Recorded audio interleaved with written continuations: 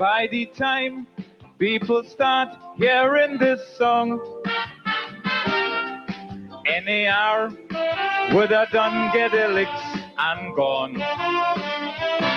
Some singers like headless chicken in tongue, asking the Veens to help them write a new song.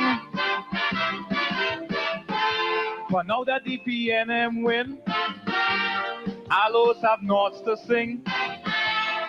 He can't fight the hand that feed him. Chuck does start eating from man in hand. Crow does only attack Indian. I'm the only opposition. So I'm opposing the former health minister who recommended a drug pusher because his family contributed to the party. Yes, I'm opposing. Some say that fella will sell out your own mother, and for anything, that is why she call him Selwyn. They tell me that Pirali was a guest in police Christmas party. They decide they go share the work, so them bring the ice and he bring the coke. So me a stooping, me a bending over to nobody. For I'm the leader of the opposition in this country. And if you make any mistake, you're bound to regret. I may forgive, but I won't forget.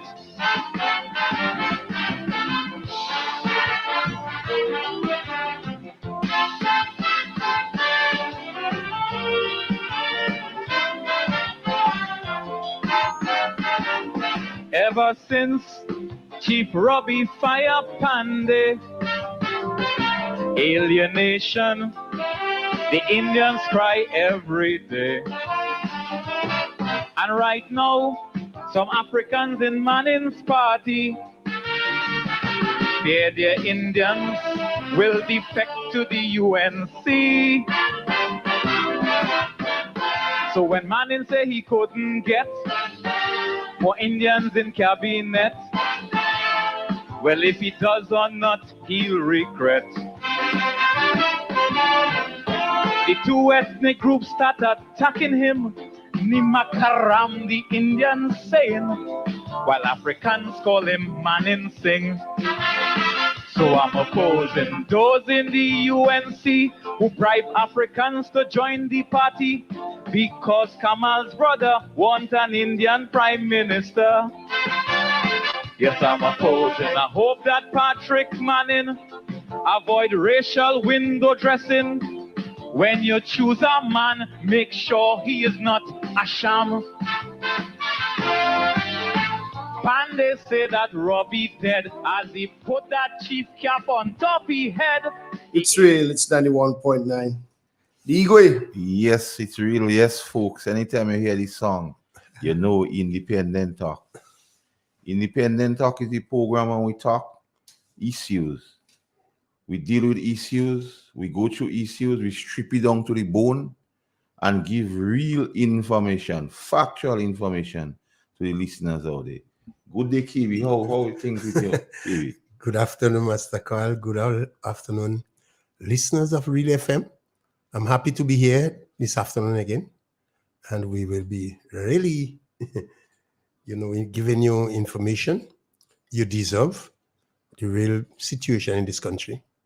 So, Master Carl. And as the song say, Kiwi, we ain't burning. We ain't bowing to nobody. No. As for now, we are the opposition in this country. Yes. And anytime they make a mistake, we'll be on it. We might forgive KB, but we won't forget. We'll continue to remind the people. So KB had the first crack at it. Yeah, Master Carl, we all wake up every morning with similar aspiration. We all want to develop. We want to grow. We want a better life. We want to live. We want to live in peace with everybody. As you said, NNP alone cannot develop this country. NDC alone cannot develop this country. That is why we have to live in peace. We have to tolerate the NDC, and we expect the NDC supporters to tolerate us. And we want to treat everybody with dignity. You understand? We cannot afford this country to degenerate into a level situation like the Hutu and the Tutsi in Rwanda, where hate is the order of the day.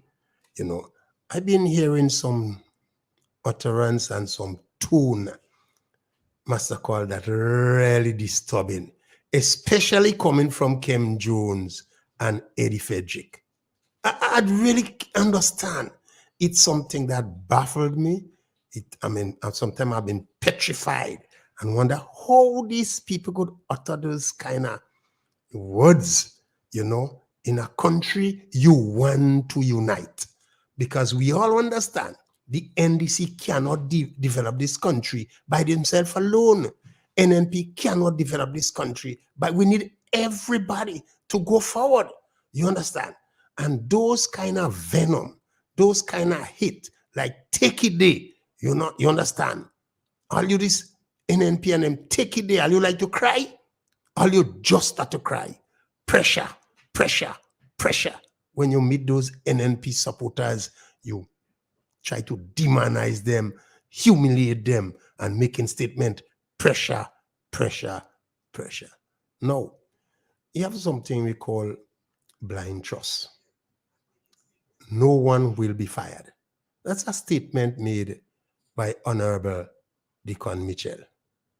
And people trust him with the truth.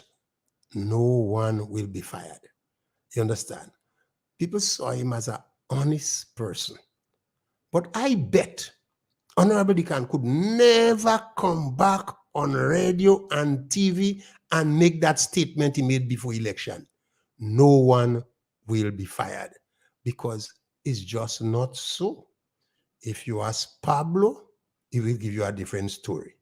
You ask Dr. Pancho, he will give you a different story. If you ask Wayne James in housing, he will give you a different story. If you ask my friend Dexter, he will give you a different story. If you ask all the workers in the housing brigade, they will give you a different story. If you ask all the workers in the school who was doing sanitizing, or the school and the children, they will give you a different story. What we say, if you change the policy of the government, we expect you to treat these workers with a little bit of dignity. We ain't saying you have to keep all those NNP workers. We ain't saying that, when government change, we expect changes. But we expect you to treat these people with a little bit of dignity. At least you pay them if they work, and you issue them the letter, give them 1 month notice. We will satisfy with that. But just firing them arbitrarily. Like today they come to work and say they'll come back tomorrow. Like I met my friend Robin in Sotez, and Robin said, KB, I really like how they treat Pablo, how they fire him. You understand? We all went down in the ministry, and the PS just called him and tell him, well, look, go home. No more work. Yes, we know Pablo is an NNP. But Pablo also have family. Not all Pablo family support the NNP. Yes, some of them that support NDC, nothing wrong with that. What you doing? You're hurting the entire family. You understand? Not only the NNP people you're hurting, but everybody. Some of the workers, poor workers in the school that are doing the sanitizing. They ask for job. You don't care whether it's yellow or green. It's poor people, children. You employ them. Some of them, yes, vote NNP, but some of their children vote NDC. Are you going to punish them like that and don't pay them and tell them, go and meet them and pay for your money? MNP don't hire them. If an NGO organization hire them and the government giving subvention to that NGO and you don't like how it operated, do the inquiry. And if Greenland, is a country of laws, you find any corruption, take the person who involved in corruption to the court. Greater is the country of laws. Don't punish the ordinary worker who tell you who work for the month. And they say, KB, I depend on that money to send my children to school. When I go for pay, they tell me, don't come back, go and ask Emily pay for my money. And they don't working with MPay, they're working with an NGO organization. The government give that NGO subvention and they pay these people. Teachers don't work, you pay them. These people work and you don't paying them because you feel away in green jersey. Country can't be like that. You can't build country so. That is why people trust Mr. Deacon with the truth. He said, no one will be fired. Now, you're laughing Pablo. You kicking on him. Time for Pablo to go. Pablo have family. He have children. Some of his family. All is not an NP. Some of them vote NDC. What do you think they will say? They will have the feeling. They wouldn't like what happened. And you will not build country that way. It happened to Dr. Panchu. One of our best, responsible. You have problems, stress and so on. Even during COVID time, he was there giving advice of people who suffer from COVID, who had stress. While some playing jab. While see Dr. Panchu there. But Panchu gone on holiday quite in America. You email him and you fire him quite in America. I don't know if you want to take revenge. I mean, some people, the hatred is so intense. The thirst for revenge is so entrenched. They cannot curb the anger. And as we said, hatred only poisons the soul of a human being. You understand? It also clouds your vision. When you have hate, you cannot see the truth. It only results in your own self-destruction. Now, I really, really felt sorry for most of the people who get axed, who get victimized. And I asking everybody, anyone who get victimized and kicked off of the job, call Master Call, give them your phone number. We'll keep in touch with you. Whatever we could assist. Some people who lost their job and have the mortgage in a bank threatened, you need counseling, we could assist in maybe when Dr. Panchu come back, give you some counseling that you don't end up in the mental because of what, happened to you. And we as a people, we must stick together. The election gone, respect the result. Tell you blind trust is really, really a problem. You trust this government with the truth, and they turn now and victimize you. Now, you have some NNP people may smile. Some NDC people will smile over the firing of Pablo. Don't do that. Don't do that. And say good for him. Don't do it. It's human being. Anybody who lost their job, don't gloat and glorify. That is something, you wish for. You don't do it. Because this country need all of us going forward. And I don't believe Honorable Prime Minister Deacon is part of this thing, Somehow, it don't look like a prime minister who have hate and who want to victimize anybody. I don't believe he have control over his operative, who have that hate in them, who have hatred in their DNA. I don't think he have that. He could control these people. And these people want revenge. And they see the way to employ their supporters is to get rid of NNP supporters and replace them with their supporters. What a way of finding job for your people. I thought you was going to create additional job, and to find job for your people, but not to make all NNP go and replace them with NDC people. That is not a good way. That is why some people always say, hey, This NDC government look as a one-term government, because not only NNP people they hurting. When they hurt the parent in the home who support NNP, they forget some of the children in the home vote for NDC. And I remember when my friend Kikaboy's son said, KB, those NNP vote for us. But we will only remain in power based on how we treat them. How we treat them, as it says, look. Righteousness absolve a nation, but sin is an offense to everyone. Master Carl. Yes, KB. Well eloquently put down by you. I always like to start with the foundation ego. And the ancient of this has been here since the foundation of the earth. And the book of scriptures, KB says, in the beginning was the word, and the word was the ancient of days, and the ancient of days dwell among men. 1 John 4:20. That are not my words are reading here, KB. So if anybody has any problem with that, if church people have problem with that, take it up with God. If anyone says, I love God, and hates his brother, he is a liar. Liar. For he who does not love his brother, whom he has seen, cannot love God, whom he has not seen. So anybody have a problem with that, take it up with God. So they can't tell me them is Christian people. They can't tell me they subscribe to Christian, because in the campaign, you know, kind of vigil. You hear the best and most set of praying on the Congress campaign. Candlelighting. Mandela. How you call it? Lako.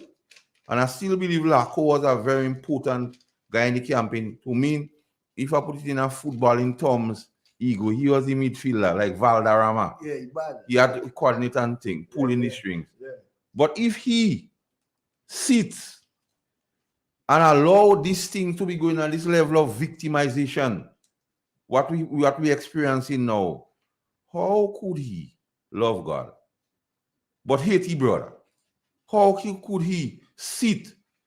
And these complaints are not coming from only NNP people.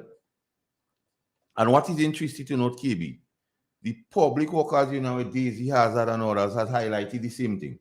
So it's not about NNP people sour grapes and they vex, they lose. And what is so instructive here, she says she was rooting for Claudette to win. Mm-hmm. So she tells you she are not being mischief to Claudette. No. And here it is. But I want to go into this same thing what KB spoke about. And just to make some points. First, the critical thinkers or self-style critical thinkers during the reign of the NNP are not hearing them. Like either cat eat their tongue or cat eat their fingers. They can't type on social media again, or they cannot speak. They cannot do lives and so on. Like cat eat their tongue. And the few what's speaking is pure hate.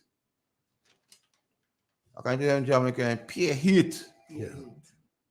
So that is something we have to look at. And they are going around like headless chicken. The Pablo incident. What is instructive here, I must understand, there are particular persons who have been on social media predicting that Pablo will lose the war. They will make Pablo go. And victimization is the action of singling out someone for cruel and unjust punishment. So that is victimization in itself. You don't have to go any further and add anything. That alone makes up the case of victimization. And if you say the Prime Minister doesn't know, I always refer him to the story of Eli. Eli was a good man, but he allowed his sons to do jackassness. And when the Ancient of Days decided to deal with them, only Samuel was spared. Remember Samuel says, speak, Lord, for thy servant here. Yeah. Only Samuel was spared. Yeah. But Eli was a good man, but he allowed nonsense to go on. So if the Prime Minister is a good man, and KB believes he doesn't know, he must hear the stock already. Because the legal advisor to cabinet, which he presides over, was on radio And on the media saying she agree with what going on in Carriacou. So he had to know, KB, don't exonerate him. He must know. And if he allowing that to happen and don't know, he have to start to know. You have to find out. Take a walk and see what going on. Find out what going on. Somebody said, give me a story. They say God asked an angel to destroy a city. And he Yes. said to him, no, there is good people in the city. Yes. And the Lord said, if there is good people, how come they remain idle by and allow all this corruption and sins and so on to take place? You understand? So let's They guilty as those people who yes. committing this sin. You understand? You can't hate a man what you seen and love God what you don't see. No. Then again, I want to go on this faith-based thing, okay? Because there is all this talk about Emlyn pay and others should pay. That the narrative being peddled out there. Now, the faith-based organization had a contract with government. Government is a continuum. Yeah. And I'm going to draw some parallels here because I don't like to just make things without just picking things. Now, government is a continuum. This present administration, on the inheritance of governance, on arriving in the corridor of powers, they say by the treasury pregnant. The treasury pregnant from the previous government. Plenty money. And you accept the plenty money from the previous government, so it was good. So you accept it. You don't find out, as you didn't see no red flag raising how the money make. That was not your concern. You accept it. The teachers had an issue, and one of the teachers took the matter to court. If you don't believe me, ask Mr. Cargington Hood. So you don't must believe me. Ask Mr. Hood. And that teacher, the court held that it was the teacher could have withhold his or her service, but the employer is not the must pay. Lost the case. So he lost the case, but you pay them. And do they lost the case? You pay them for not working, and now people at work, you don't want to pay them. Talking about red flag. So if you are red flag, the people what sign the contract or the persons you feel that give people the contract, deal with them. Of course. But the poor people, children, that work already. What work already, pay them. Because you pay teachers for not working. Yes. That's, you see, that's, and nothing the court tell you you're not supposed to pay them. You understand what I'm saying? Because they lost the case in the court. The court tell you, don't pay them. So you pay teachers for not working. But who work, you say you don't pay them. Because go and assembly and pay. How, and that is singling out people for cruel and unjust punishment. Because through no fault of the cleaners, through no fault of the cook, through no fault of the sanitizing people. But you don't pay them. You tell them go buy Emlyn pay for the money. But you accept the money Emlyn pay and them leave in the treasury for you. You take from that same money from the consolidated fund and pay teachers what don't work. And who work? Because the court say they don't work. They lose the case. And then you're telling me now about your red flags. And here what happened, you know? And here what is instructive to note, you know? They're saying they found red flags as they say it. Well, I don't know. So I have to give them the benefit of the doubt, KB. But listen to this. They say it is before the Attorney General chamber, the same Attorney General who the truth abideth not in, who was on national radio and TV and giving information with Daisy Hazard say was not truthful information. So you leave it in front of her. The lawyer guy, your lawyer was on social media saying this person had to choose which hat she wearing at time. But you telling me now, after she's sat on public thing and say she see no problem with what going on the victimization in Carriacou. She says she see no problem, but you put that faith-based matter to the Attorney General chamber. So what you expect will happen? So, but is that the transformation? Is this transformation? And that is the crux of the matter. It is nothing about personality here, KB. It is nothing about yellow and green and red. It's about poor people, children being trampled upon. And I draw the parallel here. You pay a set of people what the court say you shouldn't pay. And the mere fact that the body didn't take the matter to court, they know. But one brave one take it, try it out, and didn't get you, but you pay them as you come. And you make a big shenanigans, you boast about paying people what do work. And those little one and them ordinary, what only depending on the thing you do paying them. And then you're talking about you see red flags, and then you're talking about you send it before the Attorney General chambers. And the Attorney General has proven before the whole nation the kind of person she is. So what kind of justice you go out? Would natural justice be afforded here? Because there is an inherent situation where bias, it would be bias. Who they really want to get after? They bias, so who you want to get after, go after them. But don't use poor people, children as pawns. No. Don't take advantage on the marginalized. School opening tomorrow, KB. And a lot of them can offer the children nothing to go to school. And you speak about young people. You love young people. The young people is it. The young people time. But you're trampling upon the avenue. The conduit to reach to the young people. To give them that strength. And then you say education is the key. And you well know, because you consider yourself as bright people. So you know how important education is. But you're trampling upon some people who you perceive didn't support you. And a lot of them vote for you. You put in added pressure on a lot of them. First they vote for you. Then they lose their work. So they have two things thinking. And the clinical psychologist, what many of them could have go to now, you take the work from him again. So it's a systematic victimization plan. So we should, are we to think, KB, we should change it from transformational agenda to the victimization agenda? Because these are the evidence. All what I am highlighting here, KB, is not in my own doing. Is not in my own doing. Because you made the consolidated fund pregnant until you could pay people who are to work. And those who are working saying, we can't pay them because we see red flag. They don't do nothing for red flag. Who you want to go after them. If you feel, because you've been calling people names, if you feel it's them you need to go after, Grenada is still a place of laws. Yeah, man. And once one transgresses the law, so don't conveniently or fashionably go after them by using, it's like satire. You're saying one thing, but you mean the next one. KB, this thing is unjust. And like cruel. You're right. And unjust punishment. And that is, I'm making out, because all what I'm telling you here is thing I started by telling you about hate. You can hate man and love God. But the next thing I tell you about the critical thing, because all of a sudden, cat eat the tongue or the fingers cut or they can't type.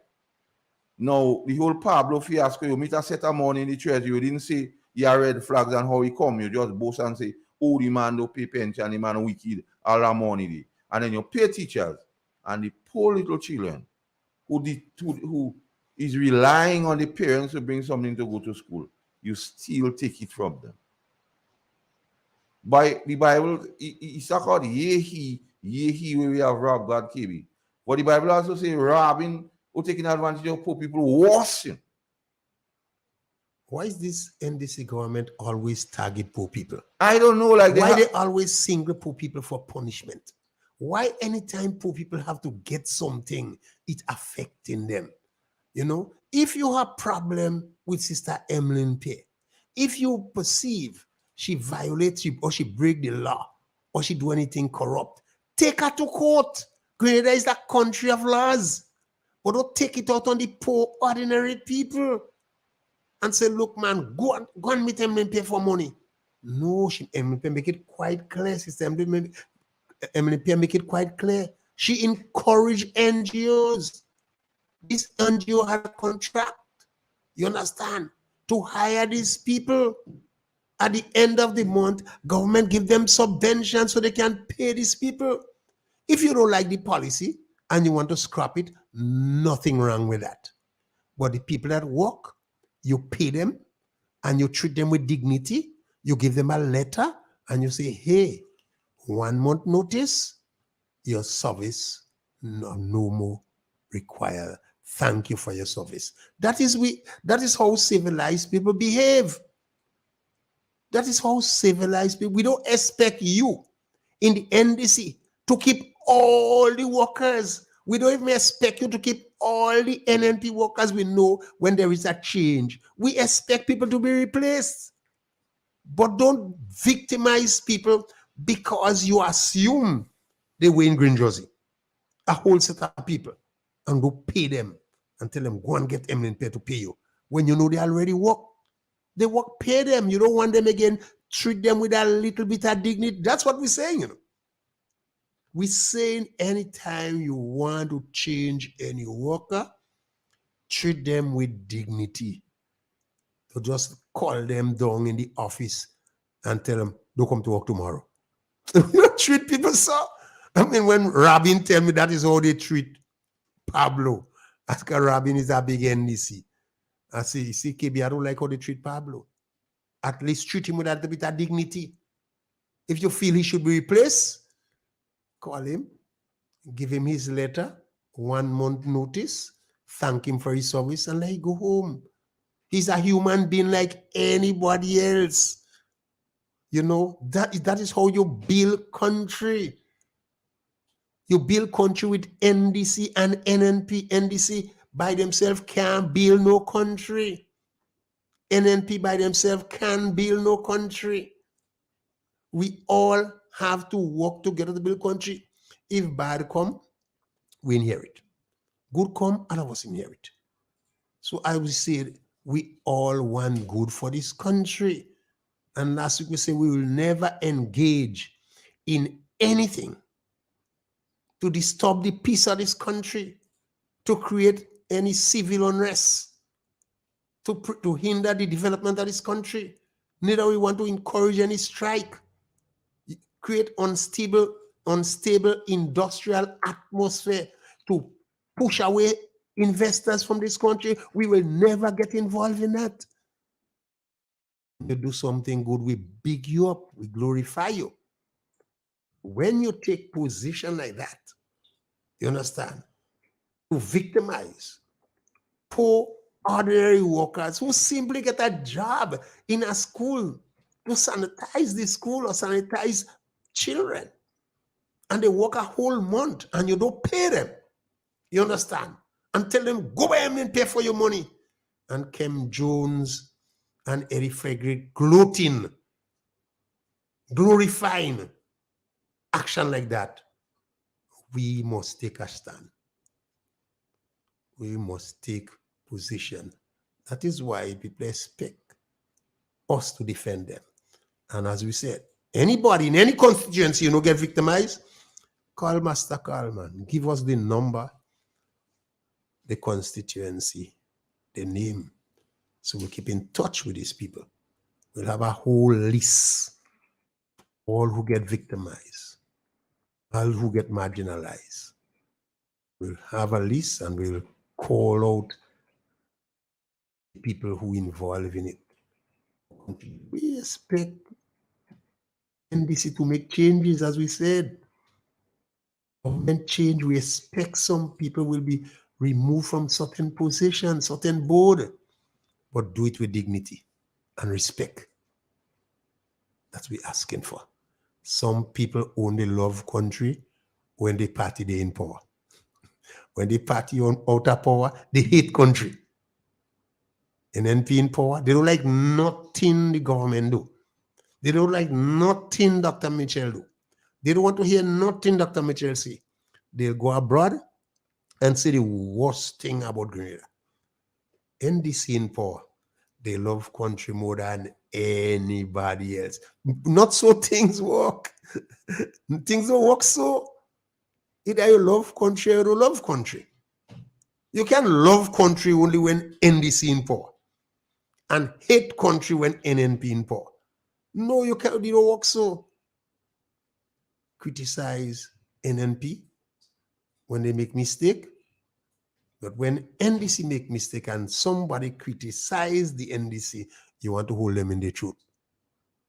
It don't work. So you have to allow people to ventilate.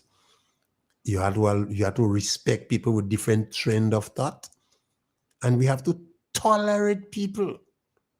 We have to tolerate the NDC. The NDC have to tolerate the NNP. The word toleration must mean something to all of us. If we cannot tolerate one another, we could never live in peace in this country. I have more NDC friends than NNP friends. Understand? And they said, KB, I find it taking long to fire you. I said, well, what happened? Mr. Qualis tell me, Sylvester Qualis say, KB boy, 5 people apply for your job. I said, well, give them Qualis. Give them. I said, I remember when I was fighting against Sir Eric Matthew Gary, trying to bring down his government. My grandmother used to say, KB, what's wrong with you? When are you there in good house? Bad house, those send and call are you? And when you create Dracula, you must able to control Dracula, otherwise he born in your house. I never understand what she was saying. Only when I end up in jail, I remember what my grandmother was saying. When you're there in good house, bad house, those send and call you. A lot of NNP supporters who went and vote NDC. Now they meet me and say, KB boy, I just make a mistake. I say, when you're there in good house, bad house, those send and call you. You understand? I said, but at least you recognize the mistake. And those people who victimize your mother, they don't realize you vote for NDC. All they concern, your mother is a whole NNP. So let me get at her. But they don't realize the children in the house vote NDC. So when you victimize the mother, you hurt the children in the house. That is why they always say NDC look as a one-term government. Because they don't understand. This thing is a numbers game. You hurt one. You affect 5 in the home. So why are you thinking about taking revenge on the old grandmother or the old mother or father who you call as an old NNPite? You want to take revenge on them for wearing green jersey. You're affecting your own supporters in the same house. Because hatred cloud the vision of the individual. They cannot see beyond the nose. You understand? KB, for them right now, you ever been to Saraka? Yes. Saraka a lot of food. And you're eating. But the next day, you know what's happened to people? They'll get boo them in. They'll stay in the small house for a long time. Get puff. Yeah, they'll get boo them. What people call it boo them in. When you get the boo them in. So now all thing, man. You're eating from that, you're doing from that. And you're saying it's your time now. Look at KB. The nation's children had nothing to do with the result of the election or perceive what the NNP did. Their age and appearing in this world had nothing to do with it. But you still victimizing them with the voucher thing. How could you say and took an oath before God and man in Queen's Park to be the Prime Minister of all of Grenada, but you're presiding over these things and you're not saying nothing because you're accustomed speaking on everything. You seems to be the repository of every knowledge because you even speak out your control seaweed.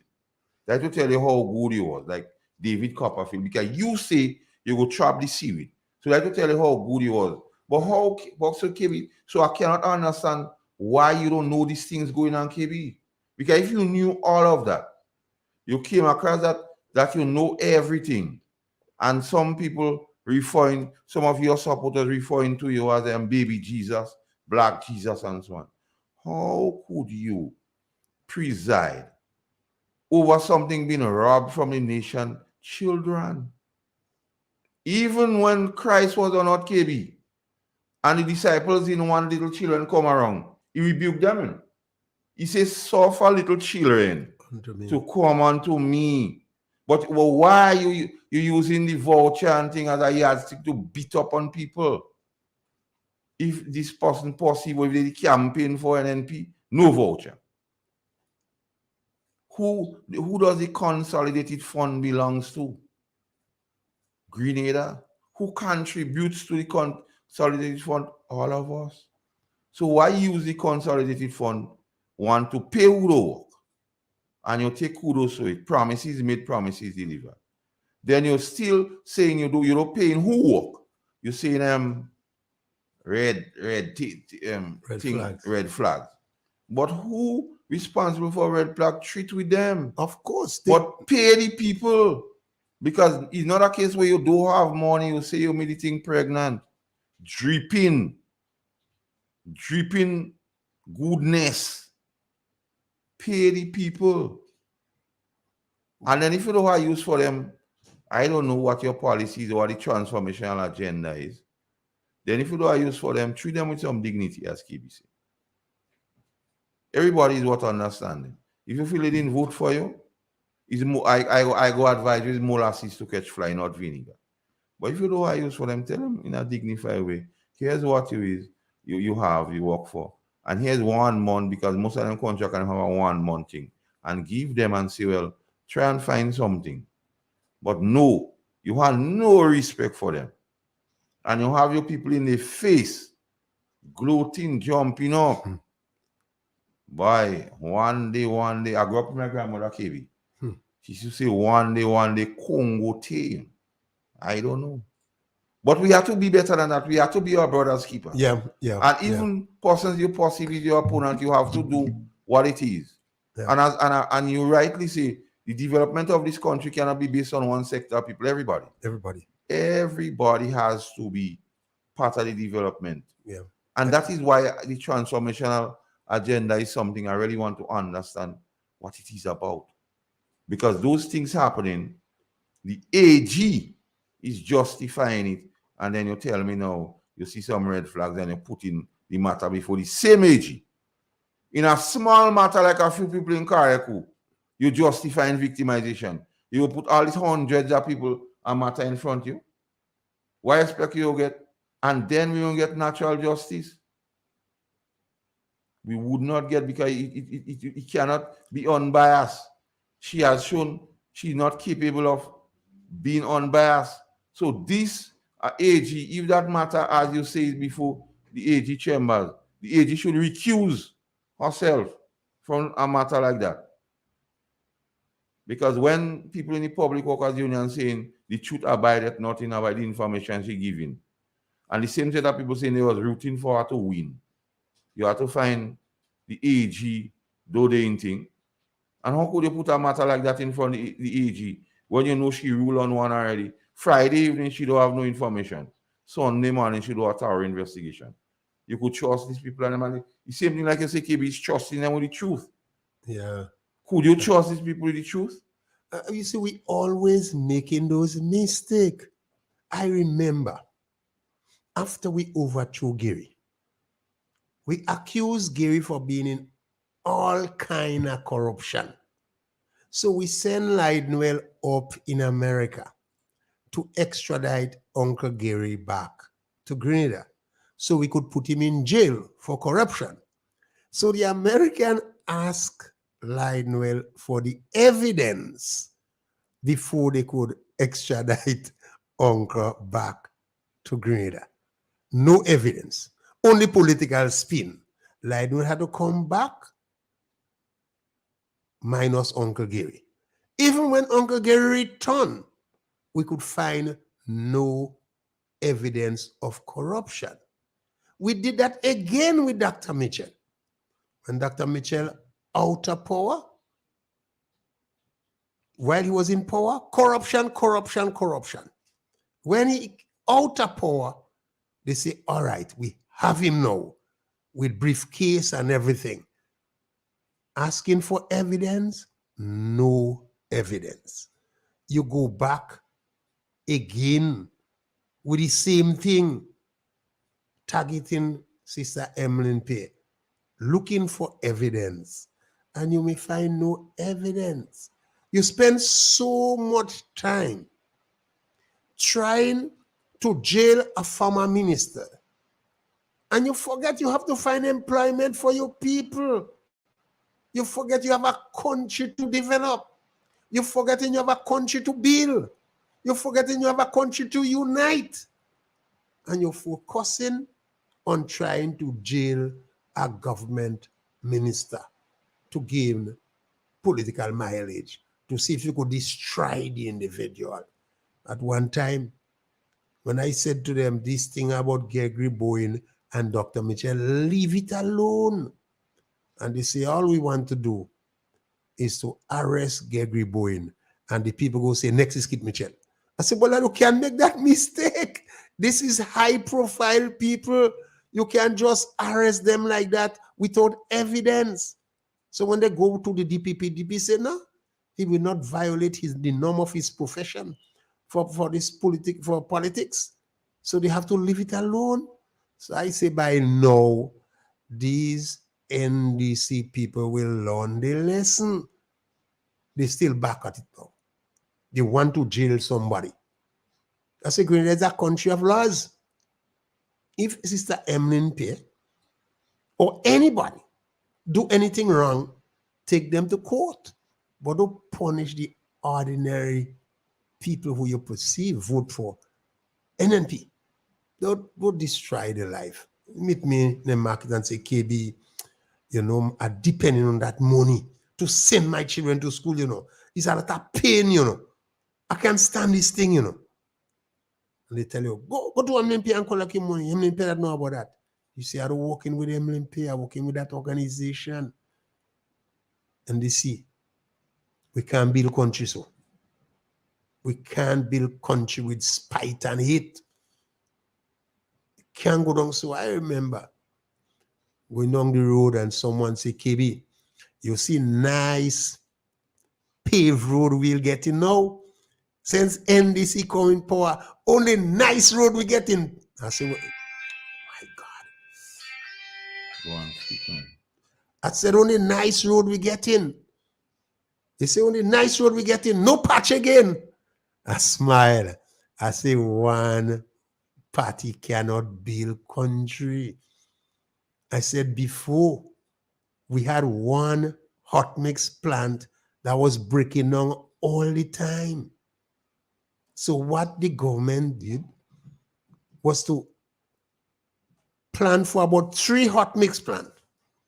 One on the airport, one in Telescope, and one on the western side. So we can lay an assault on all the roads in this country. But it happened that when the hot mix plant arrived was during COVID time. So the concern how the company who we bought that hot mix plant from, how they will come to set up this plant because airport closed down. And Gregory said, the world is a global village. The engineer up in Europe will direct the engineer here how to set up that plant brick by brick. And they did it. Congratulations to our engineer. We set up that hot mix plant so the Hermitage Road will be paved with hot mix. Now we complete. We have enough hot mix to supply the majority of roads in Grenada. So we can have that overlay. You have that nice paved road now. That's why I say government is continuous. And when one government do something that is good, set the foundation, we expect the other government to continue. And we want to applaud the NDC government for continue paving the road. But you must also congratulate the NNP for having the vision to set up these hot mix plants so we could pave the entire road network in this country. That is why I say NNP by themselves can develop country. NDC by themselves cannot develop country, but we want everybody. to your country. We'll take Yeah, a let me break take a now. little break. Okay. Because you warm up, Yes, man. Right All now, right. you heat up good. All right, take care. Allos have no It's real. It's 91.9, 91.5 on the radio dial. We'll take a break and we'll be back after this. Chuck does start eating from man in hand. Crow does only attack Indian. I'm the only opposition. So I'm opposing the former health minister. 91.5 Real FM got you covered. In our part of the world, we need to be prepared for natural disasters like storms and hurricanes, even outside of the season. I'm sure you'll agree that keeping our loved ones, homes, and businesses safe is important. So, I came up with a few quick tips to help you stay safe. First, make a family disaster plan and ensure that everyone in your household is familiar and comfortable with it. Remember to add batteries and flashlights to your emergency kit. Now, for electrical safety. Familiarize yourself with your electrical panel, as it may be necessary to switch off the power during a storm or flood. Make sure you install a transfer or isolation switch to prevent your generator feeding electricity to Grenlec's line. If trees are too close to power lines, call Grenlec at 237 for advice. By following these easy steps, you will be well on your way to being hurricane ready. Don't be caught off guard by natural disasters. Prepare now. For more information, visit grenlec.com.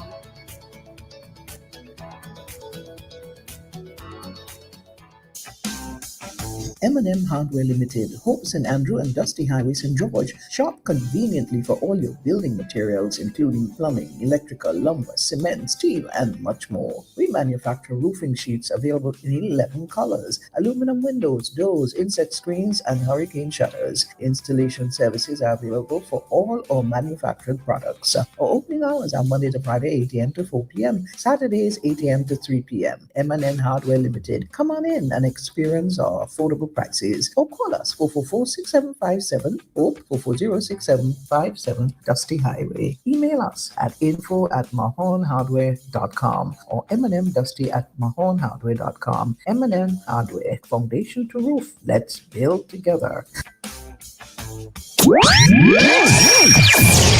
From the north, covering south, east, and west. This is Real FM.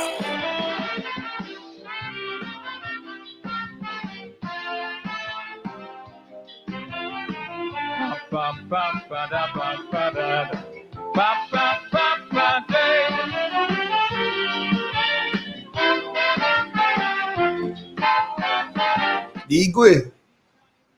Yeah, man. Yes, I. So we back, KB. You Yes, was a making- long time ago here from Clifford. What happened to Clifford? Well, Clifford should get a chance to call now, ain't it? I'm here for Clifford for a while. Now it's Clifford time. Yeah, you're free to call now. The number is 442-0175. WhatsApp as well. You know, call and make your contribution. Let us ventilate. We have a party to build. We have a country to build. So all the NNPites, all independent-minded people, you call and make your contribution. Yes, Carl, some people love Grenada on the when they in power. On the outer power, say the worst thing about this country. And Carl, you listen to the June speech of the Governor General. What your take on it? What's positive came out of that? Well, the thing about it is, KB, the throne speech is basically government saying how they intend to govern for a particular time. And after all the rhetoric of the last campaign, what was very, very, very clear, that a lot of the things that the NNP used to speak about was part of the throne speech. Let me take that call and then we'll do that. Hello. Hey, brother KB, brother Carl. Brother KB, you know something, when you listen to the NDC, they speak something and then what they do is the opposite. I am one of the pillars in the throne speech that of building the country to empowering every Grenadian. I can tell you I empower, see empowering every Grenadian, but then some of the especially poor class of people working, you're getting rid of them. How could you empower someone when victimizing victimizing them? You send them home where they have a family to take care of. And while that going on, you have some people who call themselves Christian rejoicing on the wickedness that is taking place that happen with the poor class of people. I know I want to say to the Prime Minister, and there you watch. If what is said and you mean it, you have to keep it. You have to keep it. You have to keep it because you have to live by what you say, what you said. And I consider a good leader, and a good leader will always stand for what is right and what is right for not some people but for all. Because when I election call and a party win, you're not a party, not a leader for the whole vote for you. You are a leader representing the whole of Greater Caribbean people. Everyone who vote, even those who don't vote, you are the Prime Minister and we respect you as the Prime Minister. So we call upon you, take up a mantle and be the Prime Minister. The greater people vote for you. Everybody vote for you, but you are the Prime Minister now, do what is right. And you are the head of the cabinet. What is going on is not right, so you have to stand up and condemn that is right. If you want people to see you as a good leader, because a good leader would not sit down there and watch things happening to people, especially the marginal, those that are the bottom level of the workforce in Grenada. Even there are some people who don't work in, they need the government to support them. So I call upon the Prime Minister to look into the matter and see what is going on. Yes, you might do it, but then if you don't do it, but you are the head of your home, and this is going on, you're also involved in what is going on. So I call upon you to take a stand and condemn what is going on in your party and in the country, because every hungry mother to be fed.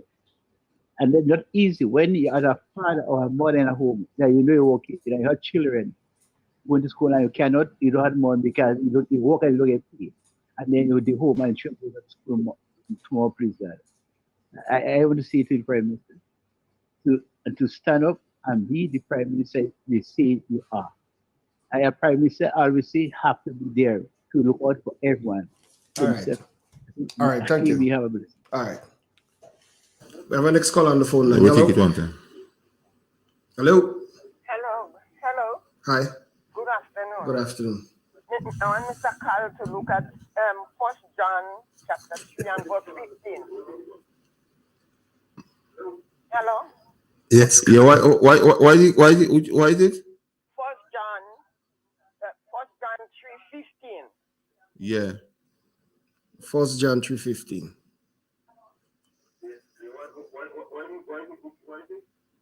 Yeah. Yes, caller. All right, thank you.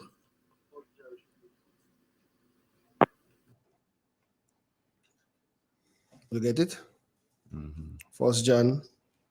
Well, there's a normal scripture, ain't it? Yeah. Yeah, there's a scripture. Everybody. Anyone who hates a brother or sister is a murderer. It's a hard one. And you know that no murderer has eternal life residing in him. Thus saith the Lord. I'm reading from the New International Version. Okay. And I always say ego. If they have any problem with that, take it up with God, not because you're reading from the scriptures. Yes. We have our next call again. Hello. Hi, good evening. Afternoon. Hey. Hello, what happened? I don't know, tell me now. Well, you on the ground, what you hearing, what you feeling, how you feeling? No, what I'm feeling. Everybody say they want permanent. Oh. So everybody go for permanent. So if they get permanent, what you go do? Yes, but... Are you watching it? I just don't understand what it is all about.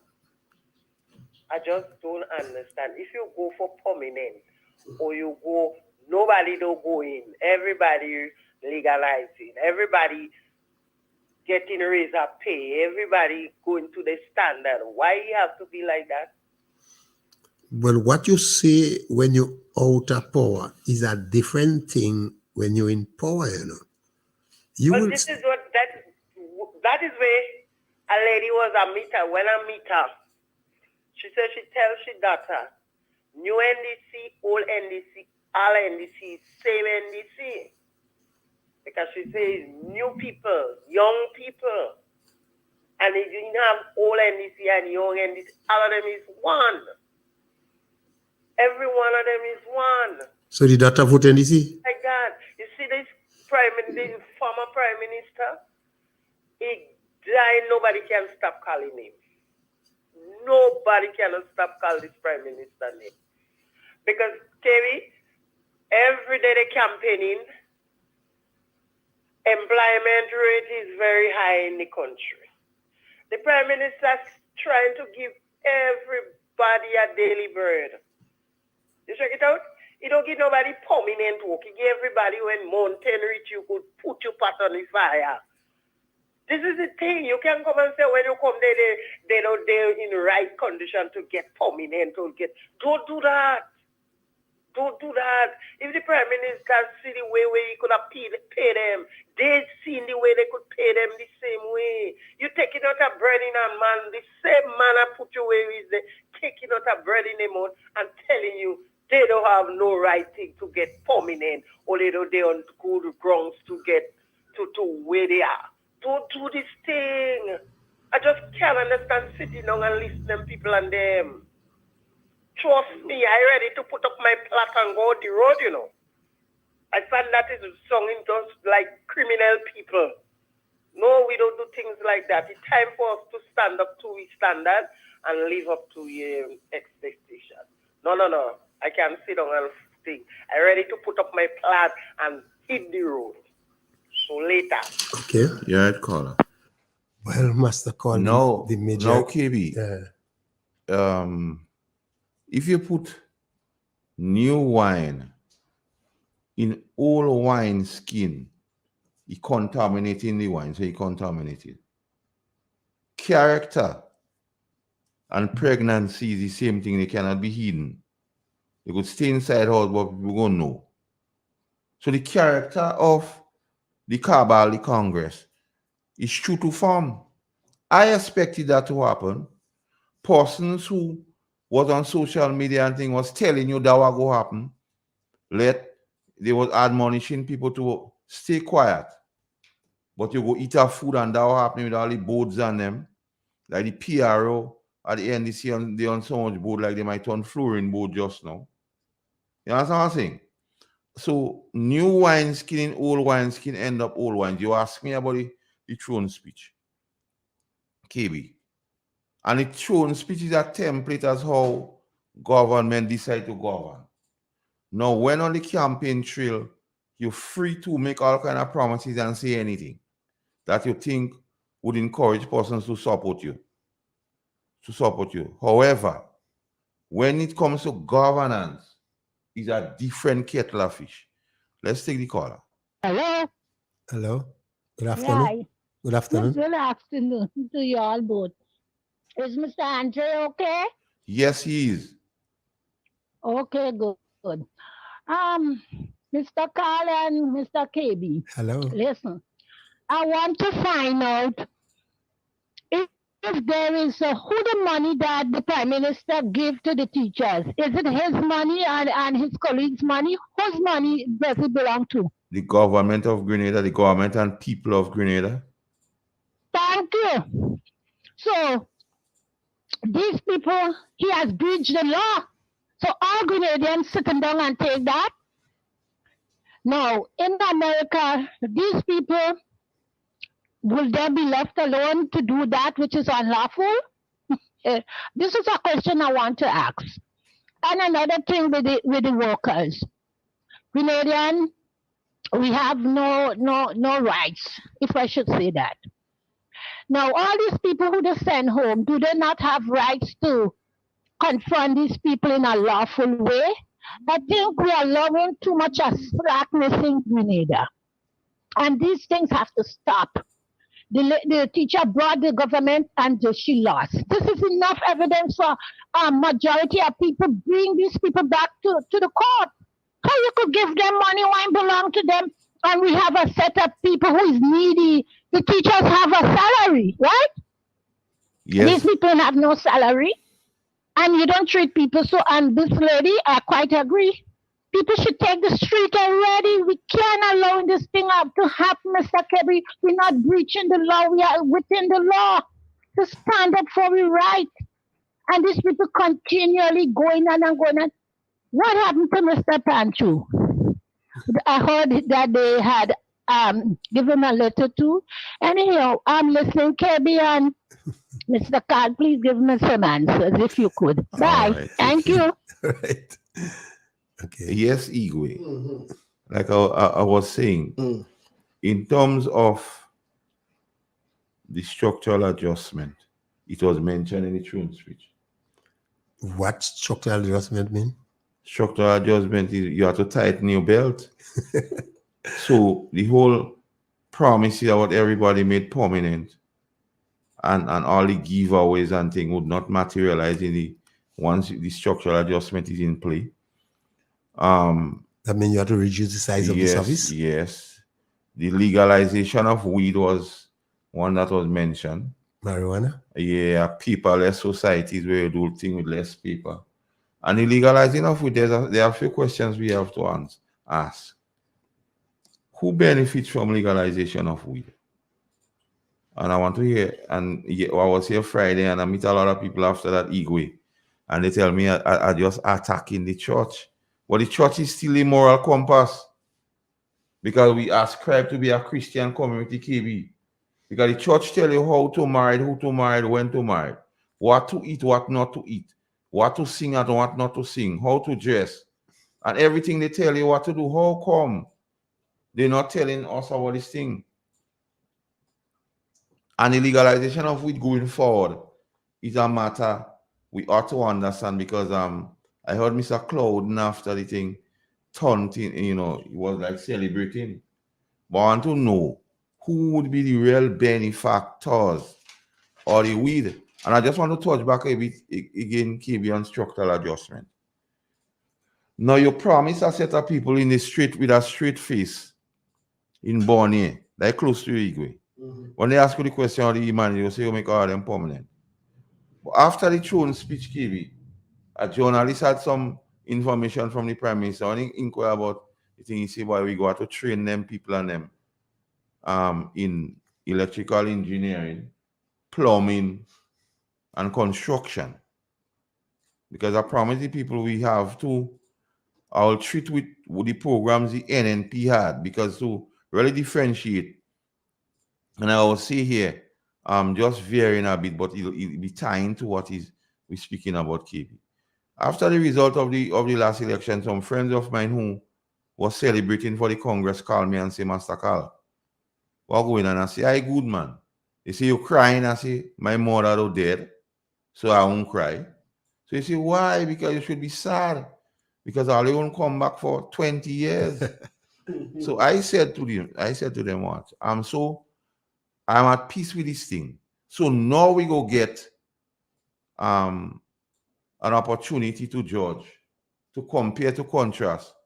And you can't go and tell people, NNP day long and they don't do nothing. But I tell them, during the 1700 days thereabouts, that the Congress will be in governance, I will remind the people of the gains of the NNP. So I'll try every time I come here to explain to people some of the things that NNP did. And I think NNP was weak on PR, and we have to think that we didn't tell people what we do. So the gains of that. But what was instructive to note here, KB, that the young people who voted for pension and permanence had a rude awakening based on what the throne speech say in terms of the structural adjustment, KB. So because these people, Corey get called alone, because they won't get the permanent. And when yes, it's always good to do your private work and your own business, self-employed. But that knock you out of the pension argument. You don't have in a leg to stand up our pension. And when we discuss pension on this station, we always talk about what happens to those people who are not part of the public service. So telling these people that, and the plan is to repackage the e-money program, and they say like all who day long, I guess they don't stand a chance. So more people on the bread line. You understand, Kiwi? But how, you know, a good lie is when you take some time to discover it is a lie. Yes. But this one was so clear. Everybody will be prominent. Everybody will get increase in salary. But that's a lie from the time you open your mouth. People should know that is a lie. I tell you, my goat and my dog will know that is a lie from the beginning. How come human beings don't see that is a lie? To make everybody prominent. That is just, it was so easy to discover that lie. Blind trust. Blind trust. Blind trust. They trust Mr. Deacon with the truth. They trust him with the truth. They expect him to tell them the truth because never battle tested. They don't know the individual much. So they trust him with the truth. I remember in the days of the NDC, people trust Uncle Tilo with the truth. Those NDC... Can we just take out of your call? Let's take the call. Hello? Hello? Yes, caller. Yeah. Hello? Yes, caller. Yeah. KV, Hello? I want to respond to the last statement you make there about the statement was very glaring and people should know it's not true.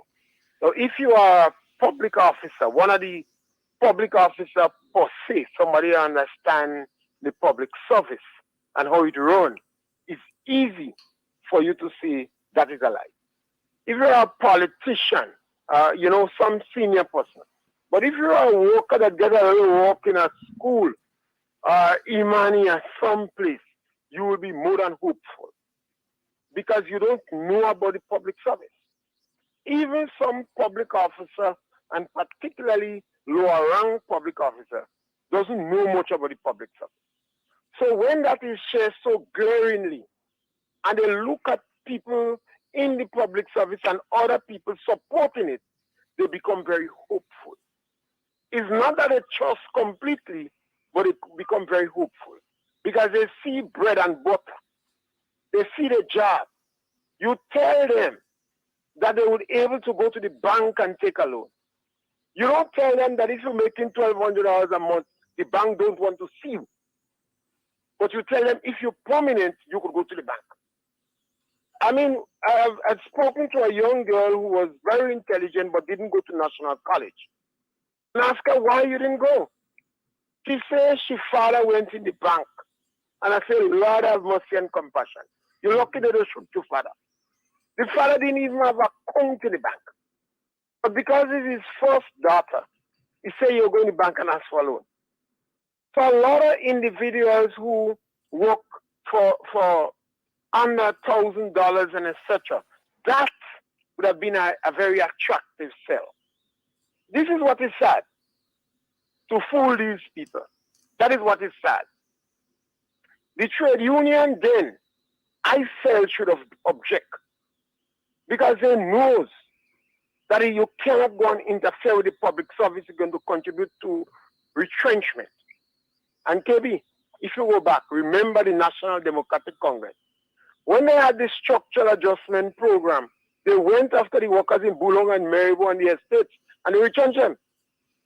Because Mr. Blaze retrenched the public officers, and it backfired. And in the last election, the first set of people in the 2008 election, they went after the people they promised $400. The money they promised, they wouldn't fire them. They went after them. So that is one of the characters of the National Democratic Congress. I really thought this time they might have changed it. But they went immediately after low-rank workers. Because the National Democratic Congress knows there are ways they could get rid of a lot of NNP in the Soviet without going after low rank workers. But I think it is just part of the character and the trait. And I believe that the NNP itself has done a very poor job in selling themselves in the public. They only believe that government do a lot of good work, so the politics. Well, you pointed out that before already. Yeah. And they have done a lot of poor work in neutralizing the National Democratic Congress. So I do hope that this time people want to explain the reality, because it's not good for our country. When I interacted with some of them on social media, and they're so bitter and full of anger, it frightens me. Yeah? Thank you. So correct. The caller makes some instructive points there, KB. Yeah. Now the bitterness. You win, but you're still bitter. Yeah.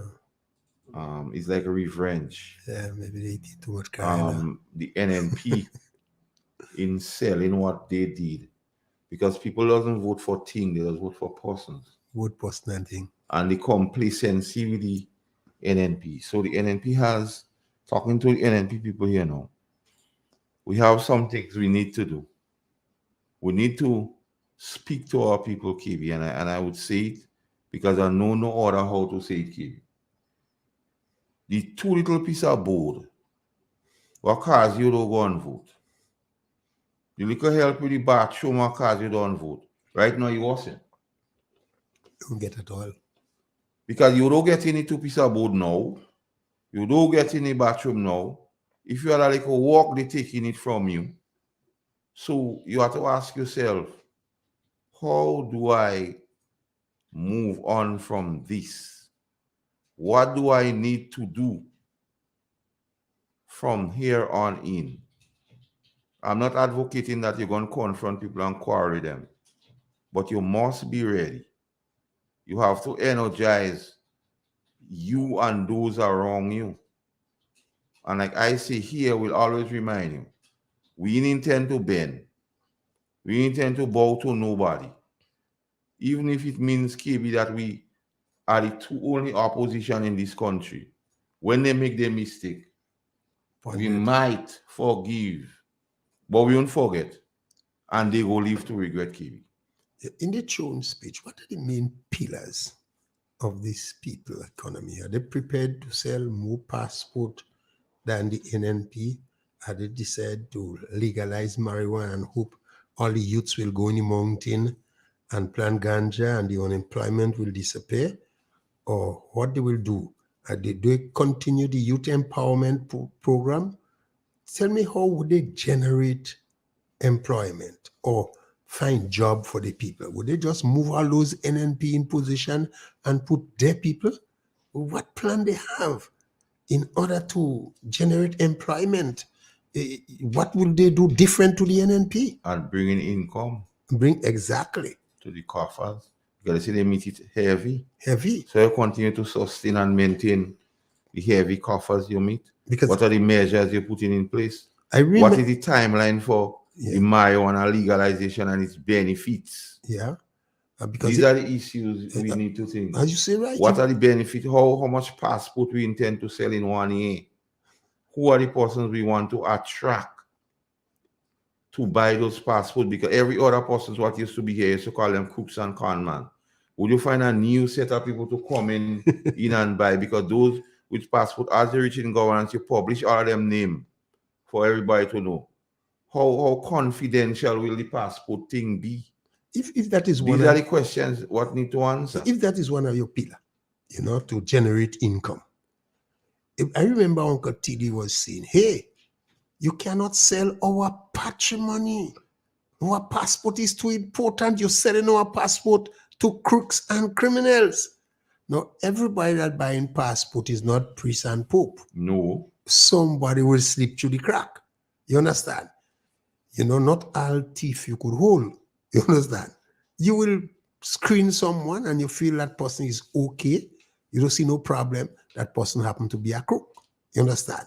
Would you blame the entire system? Would you blame the entire government for that one individual who slipped through the crack? And you beat up on the CBI program and say, hey, All Dr. Mitchell doing is to go in bed with crooks and criminals. Now you're doing the same thing. You're not saying you stop selling passport. You want to sell more passport than Kit Mitchell. And you beat it up. You beat us up right through. We selling, NNP selling our patrimony. We selling our passport.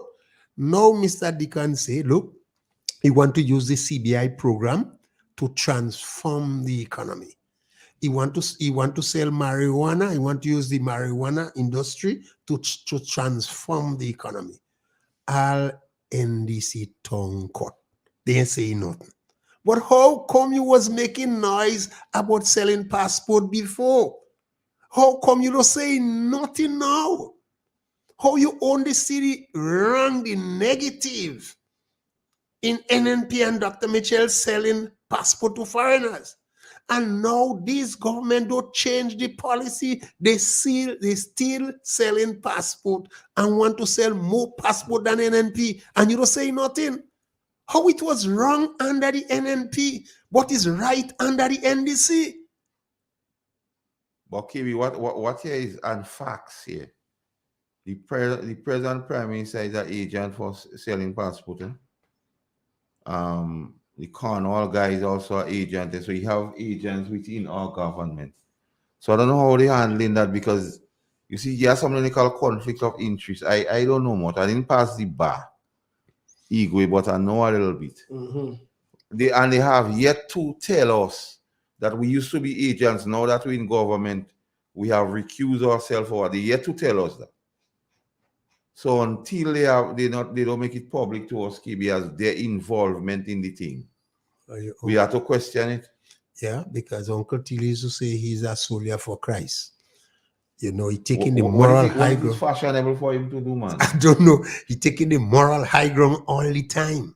You understand? Our war will give me a story about the gentleman, and I look up in the air. Because redemption joy at night. But I'm saying, he have people within the government who are agents of selling passport, and that was one of the main whip they used to use against Dr. Mitchell, KB. So what happened now? Why those people who used to make all the noise about passport, what happened to their tongue? Or is it a case that they're depending on making some monies from that sector?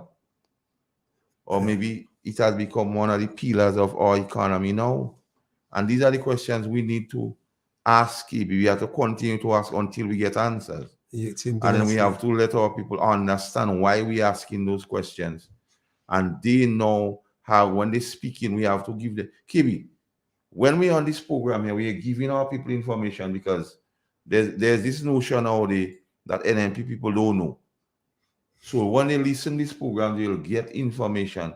So when these people come to them, they'll understand what here is at play. Yeah, I will like this Honorable Prime Minister Deacon Mitchell to come clean about the passport thing and address the nation about the CBI program and the passport. Let me hear. The people who used to condemn the NNP for selling passport like Uncle Tilly on them, let me hear what is their position. They should say, all right, my position change now. Now NDC in power, I support the selling a passport. You have to come and tell us clear. Don't hide. Don't play Nicodemus. Don't feel you could come only in the night. Come broad daylight. Run, you run. Daylight, bound to catch up with you. We have a call. You want to take it? Yes, let's take that call. Hello. Good afternoon to everyone. Good afternoon. I would like to know if the passport have been sold. Could they sold, let's say, like somebody in England or Russia or Italy or so? Who are they selling the passport to? Or Grenadians? Could you all help me, please? Now, the CBI program is Citizen by Investment program, where persons from other nationalities who wants to invest in certain things in the country could become citizens by investment. And once you become a citizen by investment, you could be the holder of a Grenadian passport. So it is not only for Grenadians, and the Citizen by Investment program is one where people generally have some money, some cash. It's not for ordinary persons like me and you to be part of the CBI program. I tell all you already. My situation. But what had happened, you see, a lot of persons, and then again, Kib, you see, misinformation is something that what we getting a humming song? That is from the phone line. Or maybe my phone line. Okay, so I turn off the radio and lower it down. yeah, Okay. the Citizen by Investment program Kib, we had a lot of misinformation. And every time with the NNP embark on that, we used to align the word of crook and con man to whoever thing. And coming to find to realize some of the same persons now in governance was part of selling passport. Wow. And what is instructive to note, in the utterances of the Prime Minister, he said the passport office was one of the best run department in Grenada. Yeah. And link the connection passport CBI agent for selling. You understand, Kevin? Yeah. So he made it bold that the passport office was one of the best run place. So he had interaction with them. So maybe he had reasons to know. Wow. And that is the questions we have to ask now, because those questions used to be asked before. So now the shoe is on the other foot. It is only okay for the information to visit the people so we could make informed decisions the next time in the next 1600 days. When we have to make the decision again, we could be making informed decisions. So okay, caller. And next thing I wanted to find out. Yeah. You raise your voice a bit. You're singing. Yeah, I said next thing I wanted to find out. GIS is what it is. What GIS means? GIS? Government Information Service. Yeah. So why some radio station personnel getting information on GIS and not this radio station that I'm listening to? Because not much time we getting information from GIS. But I can't answer that one, no? Me too. I would really like to what I could do, based on the fact that you answer this question, you ask this question, I could find out on the next program. I could give it. So I'll do some research. Yes. So like I'll take out my dark sheet and put my Macron up on, and I'll get some information. Exactly, because all in St. Patrick's hotels and all these other places, Hermitage and these places, and them need to know. Not only GBN and those other stations, and them you will hear sometimes I turn in the radio and I might hear. So that's why I'm asking the questions now. Okay, caller. And then we have to continue doing with PR. The people all you put there, all you want me to be the PR? I could be Apply. No, all you let me apply. No. But going forward, we need all hands on deck. Eh? Yes. So your expertise or what will be needed. So don't feel slight. No, I'm feeling so be ready, willing and able. You don't understand? Everybody cannot do the same thing like the body. The body function well, but every part have its different thing. So I want to know. So we're relying on you going forward. All hands on deck. Yes, and am I one of the 50s? Because I have No. Yeah. Actually, the one of the 50. Let me give you the genesis of one of the 50. Yeah? Now, some people keep saying that only 50 persons are listening to the radio station. So any person that call and think we term them one of the 50, and to do that, we want to do some jerseys so persons could be identified. And it is in the works in terms of getting all that is done so we can know what is the pricing, because it's not a money making something. But it's something we have to pay for. So sometimes you might, I just using a ballpark figure here. It might well be $50 to get one. So we have to work out with the person that prints the jersey. We have to think. And if persons means afford them to buy some jerseys for us, we'll accept it. And so when persons moving boldly with a jersey 1 in the 50, people would know they are listening to Real FM. Yes, the real deal. I would like to have one. Yes. So the time will come when we'll ask for numbers and information and sizes and so forth. Exactly. So maybe between now and the end of the month, we will be in a position to give you that information so we know how much jerseys we have to print and so forth. Yeah. And it would have and going forward, it would have those among us who might not be able to buy one. So those persons who means afford them to buy one for somebody, we also recommend that. Thank you so much, and all. You have a fantastic afternoon. Well, you be blessed. Thank you. Bye. Mr. Carl, why is it Grenada passport is more attractive to foreigners than passport from other countries? Now, Grenada is a country that a lot of countries have respect and mutual ties with. So it's easier for a man that Grenada passport to get through. You want another call? Let's take it. Hello? Afternoon. Afternoon. Raise your voice a bit, caller. Hello? Kennedy. Hello? Kennedy. Hello? Hey. I'm listening. Okay. Kennedy, you know what we hate now and we like? You know when the first NDC was in power, they were stating that they have to investigate about this passport business with Ministerial. Yeah. That's what's going on there now. With the invest. Who they investigating now, Olympia?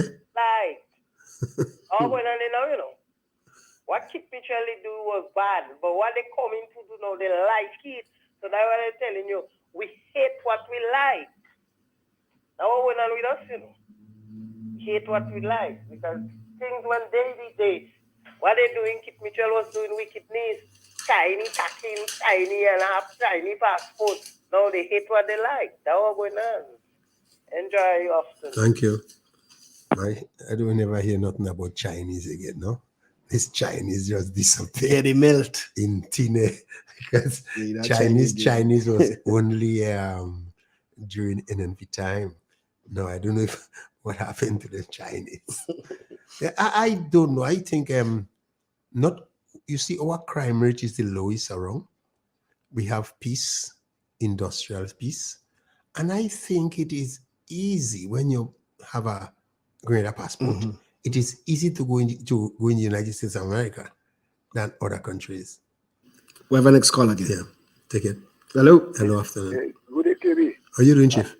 Sakara, I always look forward to a program, man. Yes. And you already energized me to listen to Real FM. Since you come on program on Real FM, I start tuning to Real FM regular now. And Sakari is a master in truth, man. But today I would like to know, the strong man has to be you. What because where is he, man? I don't hear him about it. I don't even hear you mention anything about him. He kind of low profile now. So take care, sir. Take care. All right, take care. They call him for Messi. Richard. Yes, Richard. Yeah, KB, so the thing about it, we were talking about structural adjustment and passports and things. And that would be like the pillars going forward to this present governance. And right away, you see the recognition of governing a country, something different than running your mouth on a campaign trail, KB.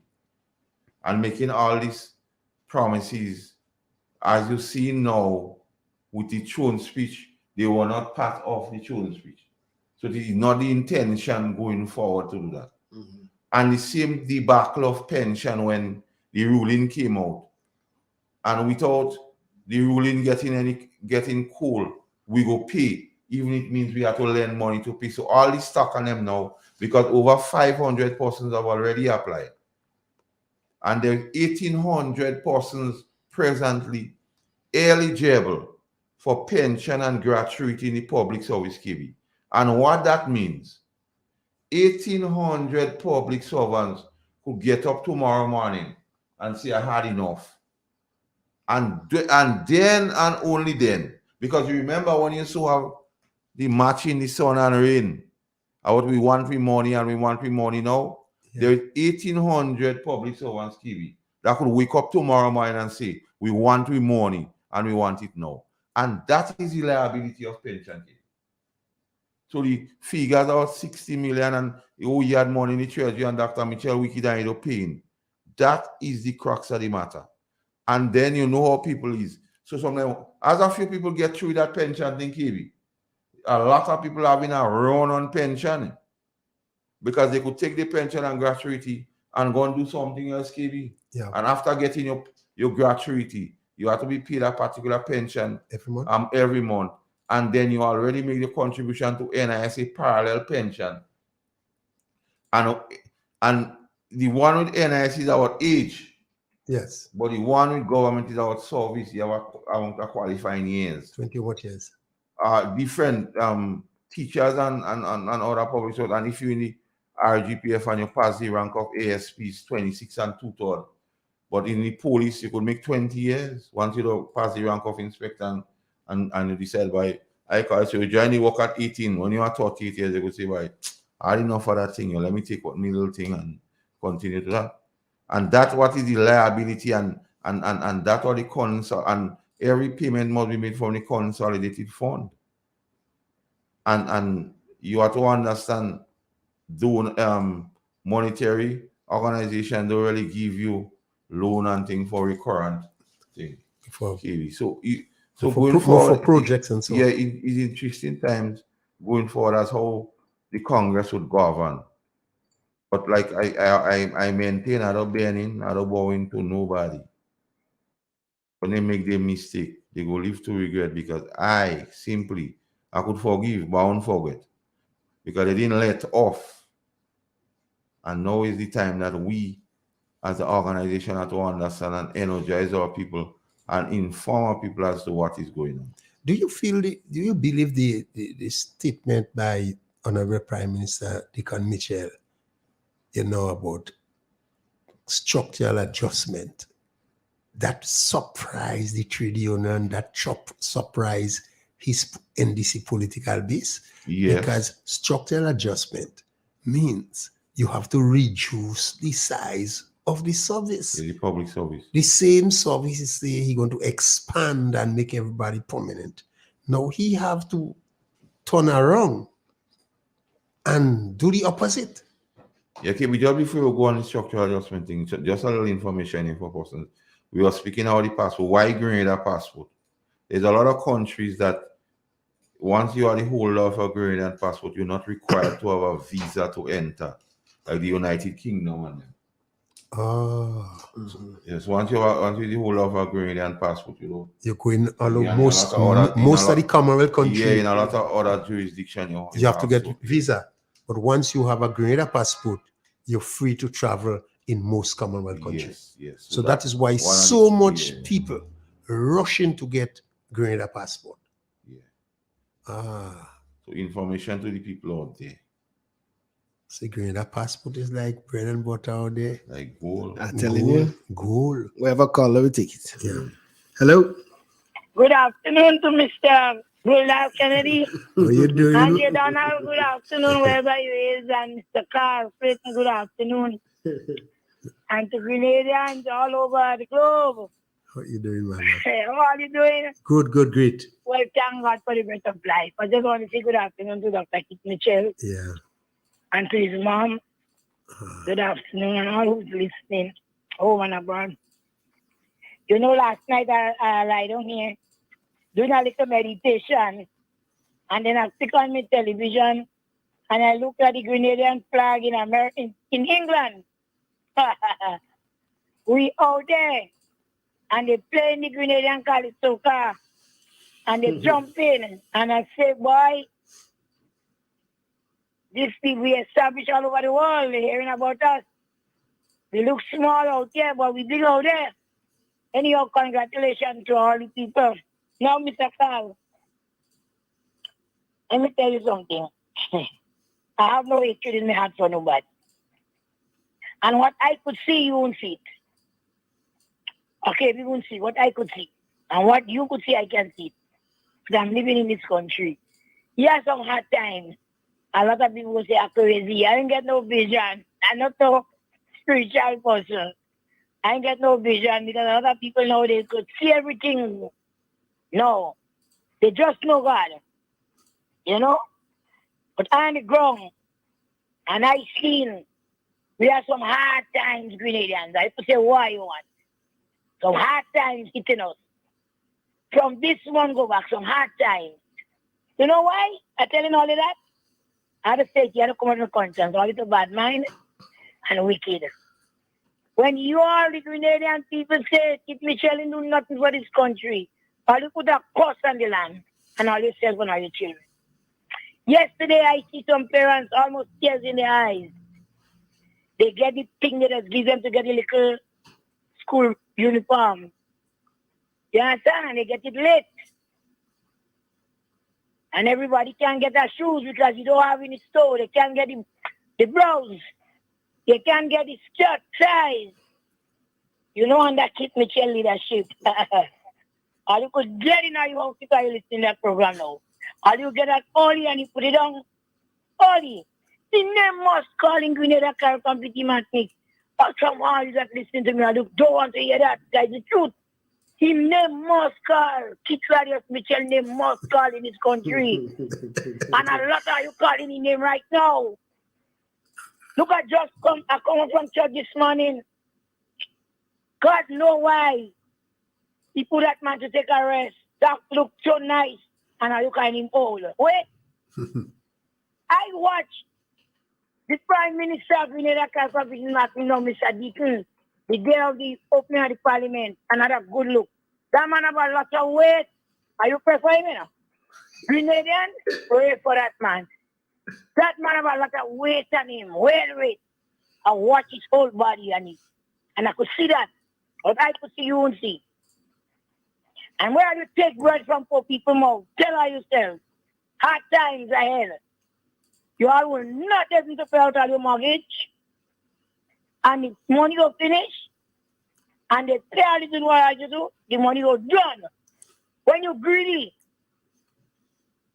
some of you are so greedy. Yes, some of you are so greedy. I just want to hold that. Wicked set of people and you bring dope.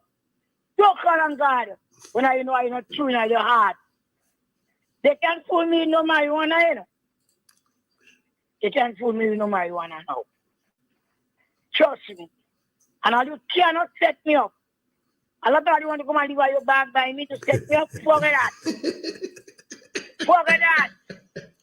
They can't send you out coming. And you can't set me up on that terminal day. Forget that. As a street girl. As a ghetto girl. I'm 65. My God, I saw. Take care of me. Since I've come from my mother's home to 65 years. He's able to see me through. Forget that. And none of you, there's a strong message.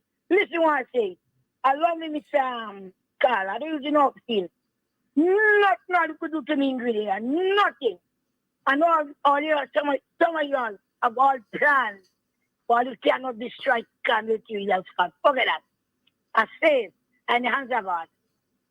All you say why you believe. A lot of the pastors, I had to go back and pray. Go down in sackcloth and ash. Sackcloth and ashes. Who yet tell the next. Tell the others. Some of the pastors in this country go in sackcloth and ash. None of y'all in cry out for the people that calling. The school that sanitize the schools and work and then get $1. None of you all in pastors this morning in cry out for the people. Are you calling for your tithes today? Are you talking about all the tithes in the congregation today? Today Sunday. None of you call to the poor people for help. God will deal with all you. Not man. God that wake me and you today. Have a blessed day, Grenada. Patricia, good morning. Wherever you are. And Mr. Watts. And the rest of Grenadians that is listening out there. This is my plea today. You understand? Be very careful what you do to the Grenadian people. Mothers is crying out. And I want somebody to know if any one of you are, give a neighbor a school book for the child to go to school tomorrow. Or buy a blouse for a school child. Because you all take breath from the mother's mouth. And the tears from these people will deal with all you. Have a good day, Grenada. Thank you. KB. Hey, girl, you're good. I'm going and cook some salt fish there, make a salt fish sauce with a dash in and 2 fried plantain. And I go drink a little cherry juice. I need a vitamin. Healthy. Have a good day. Healthy. $100, I don't hear you. So wherever you're there, have a good evening. Bye-bye. Bye-bye. I listen. I tune in. Yes. I tune in. All Peter right, David. Peter David, I'm a boy. I go ahead to carry the burden, boy. I will help you carry the weight. I'm your friend. I'm your true friend. Trust me. Tell me later. All right, and take Mr. care. Carl. All right. What is important, the statement she made, you know, is that She wonder how is no pastor will say a prayer for the people who get fired, especially those in the school who was doing the sanitizing, who have nothing to eat, nothing to give their children to go buy. That's, Carl, that's a very hard one. Very hard one. Even Abu Bakr, some people they say I pray for Abu Bakr. Yeah, and only thing in Trinidad down there, but nobody does say I pray for poor people children now. We have a call again. Hello. Hi. Hello. Good evening. Good afternoon. Good afternoon. Hello? Hello. Go right Hi. ahead. Okay, I want to ask a question. If you a holder of a passport, a Grenadian passport, does that make you a citizen of Grenada? Yeah. Yes. You have to be a citizen to get hold it. a passport. Yeah. Passport, yeah. Correct. I got my passport through dual citizenship, through my father's Grenadian descent. So, I went in immigration this week to drop in an application for my daughter's citizenship, and a young lady told me in there, even though I have a Grenadian passport, doesn't make me a citizen. I have to apply for a citizenship certificate. Is that correct? Yes, you have to apply. In some cases, you have to apply. Okay. So you, even though you have the passport, you need that. Yeah, you have to apply for to be a Grenadian. You see, once that you call it to be neutralized, so you must apply. Mm-hmm. Yeah. Okay. Yeah. Oh, I thought that the way you have passport, you could have applied for the citizenship for your child. Nah, you have to apply. Okay then, thanks. Okay. Okay. Okay. Locking down from Jamaica. Say greetings. Greetings, Alki. Tumakuna up there, Andy? Yeah. I realize you're going. Now, knowledge gives you power, Katie, but character will give you respect. Yeah. And what is being done now to poor people, children, you don't get any respect for that. Mm-mm. The powers that be, what is being done to poor people, children in Carriacou and on mainland Grenada, you don't get any respect for that. Yeah. Let me take that call. Hello. Hello, good evening. Good evening. I just listened to that lady and I find it interesting. In order to have a Grenadian passport, what is the first thing you have to do? Isn't it apply for citizenship in order to be a holder of that passport? Caller, listen, on that issue, I'll have to get some more information. Yeah. I don't want to speak out of turn and give misinformation here. Yeah. So in terms of holder, we were talking about citizen by investment, but what she's thinking, not a citizen by investment. So there's person in the know who I know. So I will get the information on the next program. Okay. I'll give that information so you could understand. Thank Because I don't want to give misinformation or I don't want to give my emotional information on the passport issue. Thank you. Yes. Because I think at some stage the laws change. So no passport is issued by descent anymore. Anyone who has parents and a Grenadian now have to register as a citizen. So before, there was a time, once you was a Grenadian by descent, your grandmother, your grandfather, your mother, and was Grenadian, you could have get what now. I think there was a change in the law. So for you to have it, you have to register as a citizen. I think something like that, but I'm not too clear. So I don't want to just give my own narrative here. Okay. But I think the law changed along the way. We have a call. Hello? Yes, caller. Hello? Hello. Good afternoon. KB over the radio and he's talking about poor people. He's so sorry for poor people, but a woman walk out in America and she buy shilo and you're like, oh, all the goat in shilo, all your goat in shilo and to eat up all human things. She paying, she family and thing to walk. They tie the goat on them before you go over the radio and blazing dick on them. And you all your dog with that ticking human place all over she plays. If she Come on, we can't have that going on there. And all you call it sensible thing, no man. That's stupid. Is that KB. I don't understand. They put the mockers on you. I'm saying, They put the mark on your I'm KB. saying the dog in the lady place where lady feeding the dog. She like those dogs. She never complained to me about the dogs because she feeding the dogs. There is no doubt, my dear fellow. Somebody go jump the fence and try to get them in, you know. But say what? No one public. Apologize for the goat. Yeah, I have to say sorry. I don't want people calling and complain about that. So we go fix the goat. Yeah, forget and we go fix the dog. Yeah, but tell her to stop feeding the dogs. We go put a leash on it so we don't have to go over there at all. We canceling out the dog one time. The dog protecting her, she don't get pain for that. It's amazing. KB, another issue I need to raise, and this is one where a lot of people have been calling me and asking me. And I say to persons, I'm not the repository of every knowledge. I don't know everything. So in cases where you might ask me something I don't know, I could find out.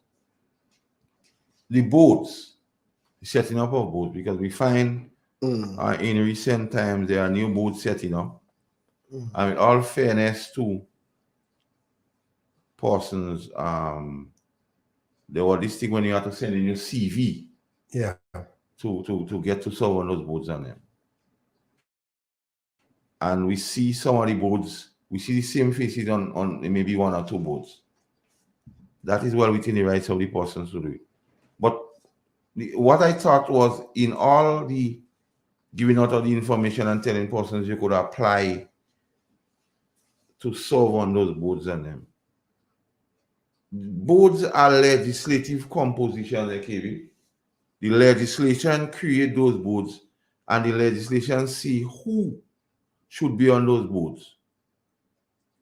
So sometimes when the legislation see who should be on the board, sometimes only 2 more vacancies you might have for ordinary people. Because sometimes you might say what to have a lawyer. And sometimes you might have to be some representative of the police. Yeah. Or some representative of finance. So sometimes most of the position on the board maybe would already legislatively taken up.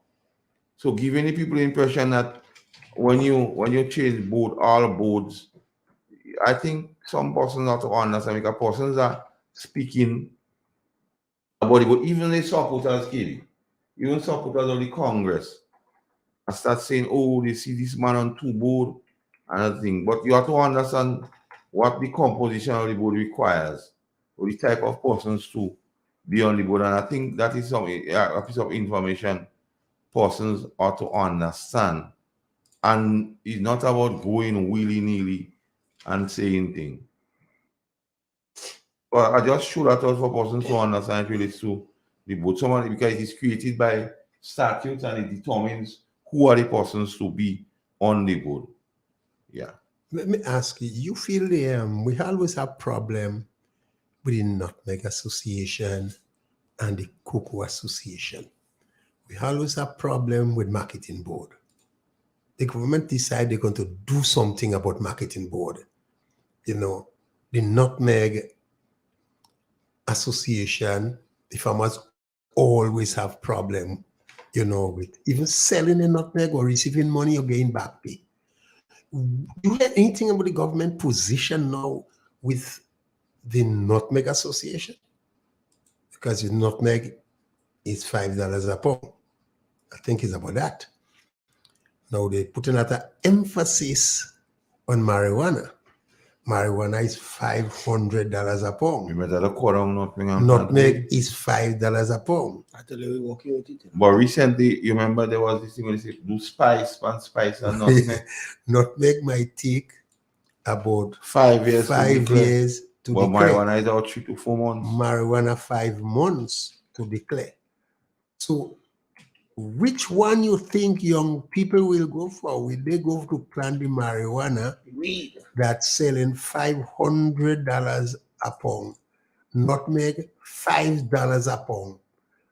Marijuana taking 5 months to declare. nutmeg taking 5 years to declare. Maybe somebody say nutmeg is $3 a pound. $3 a pound. Well, man, So you more low. I thought it was $5 a pound. $3 a pound for nutmeg. Marijuana is $500 a pound.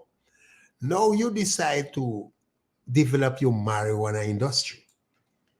Now the youth have to decide whether you planting marijuana or you want a cocoa field or you want a nutmeg field. Who will monitor him in the mountain where you have the nutmeg and cocoa to make sure you don't cut down the cocoa and plant marijuana, to make sure you don't cut down the nutmeg and plant marijuana? You have to be careful when this marijuana industry thing, you want to legalize it. You have to put a lot of system in place, a lot of monitoring. Your policy have to be correct. Otherwise, we go end up without food. We go have more marijuana than food because you're making more money in marijuana than planting food.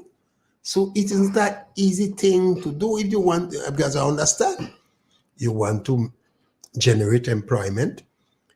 You want to cut back on unemployment in this country. You want to make money, develop the marijuana industry, but you have to balance it. So would you encourage farmers to go full-fledged into the wheel? But this question, because if it's on the front burner and it's a priority, you have to decide what you want. You can have it both ways. You have to tell us. We have a caller. We lost it. Okay. You have to tell us what you want to do. Because I realize the two main pillars is selling passport and planting ganja. If that is your main pillar, NDC, tell us. We want to know your plan, how you go about doing it. Yeah, call on. They keep calling and just hang up. Like they don't have no patience to wait. Okay. They call back again. Hello? Hello?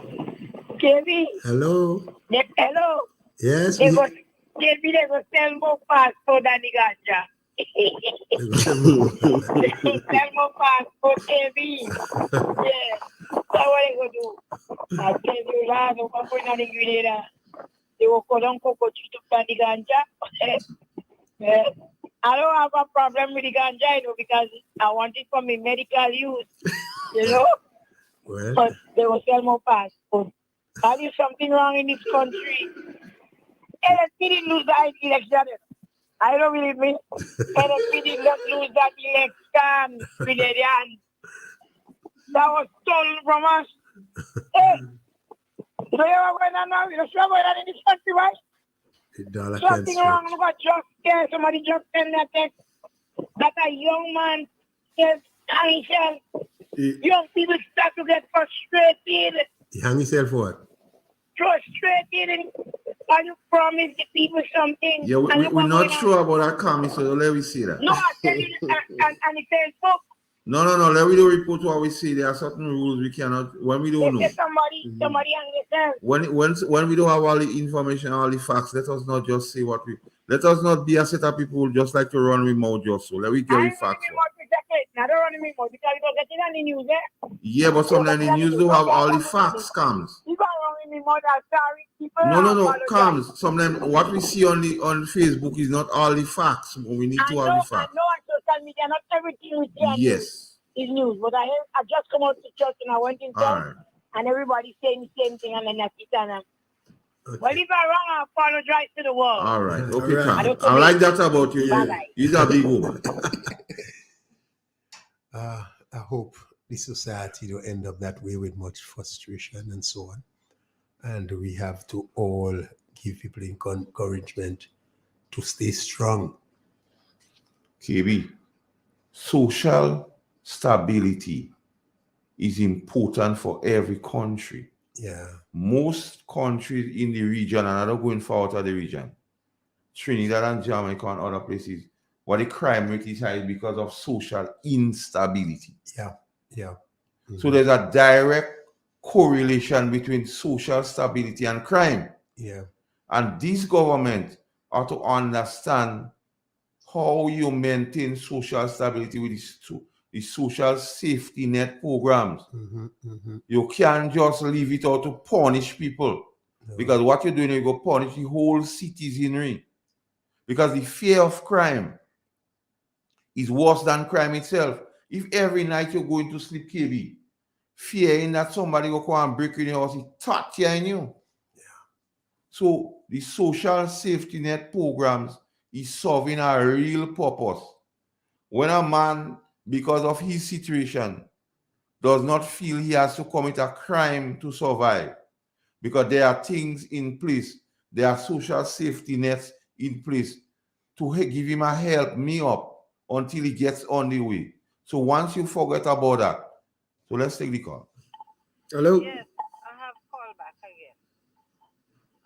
What they're saying is not that no lie with the children and the uniform and Just raise your voice a bit. We're not hearing the you. uniform program and the vouchers and stuff like that. Some children get and some don't get. And then tomorrow is school already. So I want to know what really taking place with our nation's children. And we love because they say they are educated people. So I want to know what's taking place with them. I don't know if all could help me again. KB, you want to take down? Well, I listen on the radio. Yeah. What happened before? I think they had it more effective. They look at the different homes and they give the vouchers directly to the homes. Now they leave it up to the teachers to do the assessment. And I don't think so. Not all the time the teachers have it correct. When you go in the home, you'll see the homes, the condition of the homes. Yeah. And you know the people. Yeah. You know the sufferers in the village. Because you will know the sufferers in Rivers Valley. People in Montrose will know the sufferers. The teachers may not know. No, the teachers don't know that. The teachers may not know. You know. So that is the problem. I don't think they have it right this time. And Mr. Kali will make important statement. The SEED program, all the social program, you know, by the NNP, the Imani, geriatric care program, you know, assistant with school uniform, books, transportation, food, and so on. Youth empowerment program. This program is so important in keeping the peace and stability of this country. If you cut back on this program, you will have a social explosion in this country. You will have young people taking their lives. You will have young people demonstrating, turn to crime and drugs. So it is important the government maintain these social programs. Single mothers receive stipend to help the kids. So much fathers abandon the children and go away. You leave the mothers with 2-3 children to fend for themselves. Government must step in. The government have that moral responsibility to look after these single mothers with 2-3 children with no fathers. What you will say? Handout? This is more than handout. You have the state have that moral responsibility to look for those who left behind. That is why we have peace. That is why we have stability in this country. That is why our crime rate is the lowest in the Eastern Caribbean. That is why so much people want to buy our passport. That is why so much investors, when they look at the different countries and they see no red line drawn under Grenada name, they prefer to come in Grenada. Peace don't come easily. We make the sacrifice. You understand? We create that social safety net to help these people. You cannot say it is bribe. You shouldn't say it is handout. You cannot say we cultivate a dependency syndrome. Take that call. Hello? We lost it. You cannot say we're creating, we're spoiling people. Hello? Let's take the call. Hello. Hello? Well, the NEC come back with the same problem as 2008, but they start damn early this time. Do them before they do you. Like Panley, do them before they do you. Yeah, they start early this time, but first NEC start later than that, but them start more early. And they don't have a comeback day again at all, and if the last 5 years, if the last 5 years, because they say they pay the back pay or what the case might be. If they pay it, when they don't pay it, you go have a lot of demonstration in this country. Thank you. Okay, caller. Thank you, Professor. That is your opinion anyway. Thank you, Professor. Yes, caller. You made a point, KB, and what else to understand here? Handout. When something is being given to poor people, children, people call it handouts. When the same thing happened to people that have money, they call it concession. Yes. And we have to get away from this syndrome in grain. Yeah. Those people who need, the government has a moral obligation to provide for them. And you never would want persons in this country, KB, to believe the only way of surviving is through criminal or crime or illegal means. You have to maintain the program that creates social stability. And the difference between Grenada and a lot of countries in the region is because Dr. Keith Mitchell ensured, and the NNP, they ensured that Grenada had social stability. Even with all the beat up,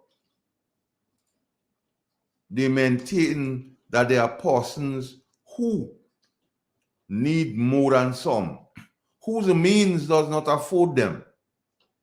And when you're talking about children now who has to go to school, and the parents work and you don't pay them, you social stability, you're not considering it. When you have people now who rely on the debushing KB to make a little money to send the children to school, and you're denying or you're selecting persons who you believe is of your political persuasion, and those who are not, in your view, supportive to you, don't giving them. That in itself is creating social instability. And we have to be guarded about that. Let's take the call. Good afternoon, Mr. Carl. Good afternoon. How are you doing? I'm okay, and you? I'm good. All things considered. Nice hearing you fighting for we the people. Well, I born poor, so I understand police. Oh, you understand? KB, good afternoon. Good How afternoon. are you? Good afternoon, fine. Nice hearing you on our behalf. But I thank God I haven't got any children going back to school, but I'm wearing a shoe for them because it's very sad. For the parents like me, single parents, have children going to school. They don't know where some of them don't have breakfast this morning, much less for the children to go to school Monday. Because they allow themselves to get full again. Because when they tell you you make them permanent, and they make them permanent in truth because they're permanent home for good. You wasn't listening to that? And they say, well, it's a young person, young and vibrant. He's attractive. But me daddy kid, he all full of knowledge, wisdom, understanding, and love for we, the less fortunate. May God richly bless him wherever he is at this time. I know he healthy because I think he was in church this morning, he and his mom. But we have something I really trying to understand. Something, I don't know if I could explain, what is this transition or what? How that is, what that is. I don't know what it is about because I just hear in this word. I don't know if that transition was dead when somebody dead. So I don't know if everybody died now. Transformation. Or transformation. And transformation simply means a thorough or dramatic change. And how we see in these people they making go and those little pain. And those who they pain or do work. Right? Transformation and victimizing people taking action against people. Because this one I felt something wasn't right because I heard with the lady that she took Dr. Mitchell to court for the docking salary. I heard she lost that case because, as it was said, if you withhold she labor, the employer could withhold his money because she didn't work. But why our present Prime Minister see fit to pay for the work, pay them for not talking to those children in school? They sit down there like, what you call it, a statue, no talking to those children. They work, I don't know if they're ruling still. No, the work to well done. Oh. Well, what I have to say, we're in a sad situation. As the Prime Minister said, no, he said, tell the young people, vote for me, and if they make you go, I'm a liar, I'll go fight for you, but he's the Prime Minister, so I don't know if he could do these two jobs. Fight for them, he send whom they know. But they're too greedy too. They're too greedy. You know why I'm saying that? They know what happened when Miss Bernardine and them was there. They pack all of them home, the same thing they said. And they send them home. That children that was on scholarship in Morocco for 5 years, some of them will spend 9-10 years because all of them lose their home. They say they inherited, didn't send them there. And some of those young people, they must be nearly my age now, they know that was a lie. But they like the young man, they like the young boy, he's sexy. So they run after him. And now you don't even looking at them. They can't touch his shoe now. And they're crying. The only person who hear the crying now is the Almighty God. And I pray in the name of Jesus that the heart, instead of yellow, you get red to pump the blood to strengthen them for the two. All the promise they make, fulfill the promise. That's what I'm asking God for. Because we don't head in a good road, we don't head in down a good road. I old already, but what I mean, I live to get old. If they start to victimize those young people now, they won't live to reach the age of Uncle Kitty. Nah, so thank you, caller. So have a blessed evening. And you be blessed and be see what safe. you could do, Master Carl. Yes. Please. Yes. Make some sense into it. Yeah, I ain't bending, I ain't bowing to nobody. Right now, I'm the opposition in this country. And when they make the mistake, they go live to regret. Because I could forgive, bound for read a couple comments or ego on the thing. Because I will keep it interactive with the people. Well, it's a lot, you know. I find them comments for you, really, you know. Yeah, lady say Master Call. This lady from Trinidad. She says it's raining down there. Okay. And she says that the mothers have to get handled no matter which party they into or whatever. And then there's this next person agreeing with her. And it goes on. Maybe you could make more sense out of it. No, man, I could speak. Yeah, no, I could speak when it comes to certain terminology. No, the thing about it is a lot of people in this country is hurting KB. Yeah. And some people taking it like a laughing matter, which to me is so vile that you're happy at the misfortune of others, KB.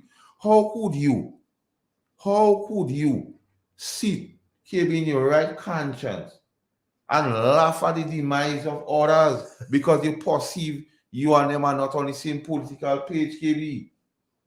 KB, how could you look at a mother that is the only breadwinner, a single mother, and know that she don't have no way to earn a legal bread, KB? What do you expect the child to do?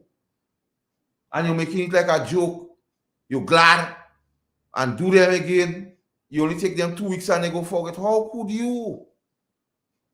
How could you, KB? The statement they're making, especially those that have 4, 5, 6 children, is their fault. Who tell them to make all that children and they expect going to mind their children? That is the most stupid statement I hear from some of people from the other side. So KB, earlier on you said something you don't believe the PM no.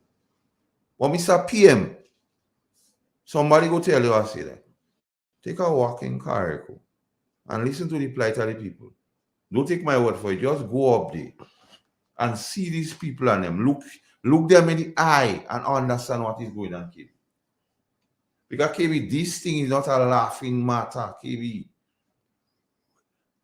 KB, we grow up, you, I, Igwe, as poor people, and we understand, KB, what it means to go to sleep at night with nothing, KB. Of course.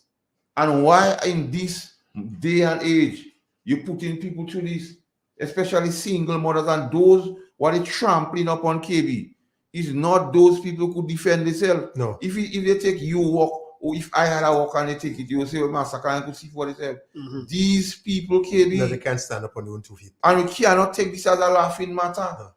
And I ain't here in the union and they're marching now. Or the church. I ain't here in the church saying nothing. And when I talk about the church, they say not beating up on them.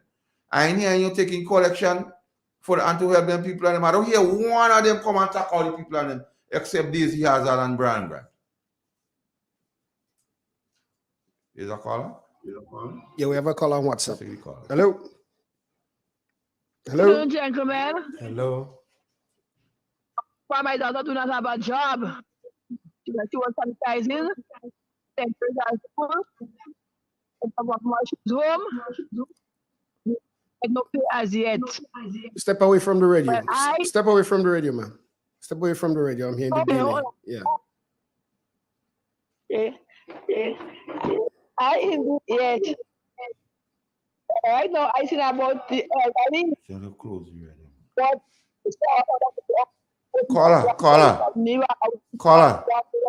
Caller. Load on the radio. Load on the radio a bit and then you're going to speak.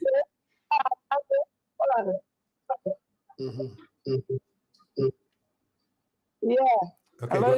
All right, go ahead. So we will go for the party. So right now we start now. It's stagnant. So we're waiting to my granddaughter tomorrow. I've got to fight out. Anyway, God is good. Thank you, bye. All right, take care. And with all that going around here, there's one thing I need to say. Those among us who means of food them, we ought to reach out to these people. Yeah. It's not something I like saying, but I have been reaching out, KB. Within the last week or so, it cost me about $1,000 helping such people. Ooh. Because I realized there's no other avenue, KB. And I wish persons of like minds and who means could afford them. Yes, we could speak about it. Yes, we could try to keep the government of the feet to the fire. But things we could do to assist and to help, we ought to do it. I agree. Because we are brother's keeper. Yeah. And let us practice the good Samaritan. Don't let we pass them on the way and only scan up and speak about the KB. It's okay to come here and speak about the KB. It's okay to sensitize and highlight the KB. But if we could do anything about it, let's do it. I agree. Do it for the children. Do it for the children. Yeah. Because we understand the level education plays going forward. And I always remember some utterances from a politician some years ago, and he says to me, Dr. Raphael Fletcher, may his soul rest in peace. Yeah. KB, and he says, in this life, you could have common sense, which is good, but you must have some book sense to make it. Let's not rob these children of a little book sense by our action towards the parent. And the parent, based on the constitution, has a right to support any political party of their choosing. So even if you recognize, even though you believe, even though you know who they support, it is not fit and proper. It is not morally right. It is not ethical to use your power to victimize these people, KB. And then have your cohorts and your apologies and the critical thinkers say the good for them. Come on. Your symbol is the heart, KB. Love. Have a heart. Love. Have a heart, KB. Do it for the children, even though you want to punish the people after. But do it for the children. The children are innocent of this fire and brimstone you're bringing on the parent. Do it for the children. How long will it take? We have a caller. Hello? Take the call. Mr. Carl, it's not come back in there. Yes, don't laugh. No, a lot we of people did. don't want to hear what I have to say, you know. Go right because ahead. Speak, you speak, Mr. calm. Yeah, Carl, man, we Mr. deal with you. Carl, I said earlier on that you say that when you speak about the pastors, about the church, they just beat up on you. I said a while ago that I hear none of the pastors cry out for the parents that didn't get saved. And you come and use the same word. And you're crying out. And more people in Grenada are going to come out and speak now. Who's what they're going through. Some still shame. Mm-hmm. And you said again that you spend over $1,000. Look at me with 2 soap food. And I know tomorrow 6 children going out to school because I miss coming. You understand? Mm-hmm. And there is people with more abundance that in don't stretch hand for these poor children. And this is the children for tomorrow. You think these people and them you know that some parents didn't have some sugar. They know that, Mr. Calcaton and people who is listening. They came from poor background family too. They drink hot water bush tea when they used to go to school. And it's unfortunate now. You're in a position where you could help the poor people. You all put a blind eyes and a deaf ears to hear the cry of the people. When I say what to say, you're telling me, Mr. Carl, don't go down that road. Watch. This is the reality what's going on in Grenada. No, calming.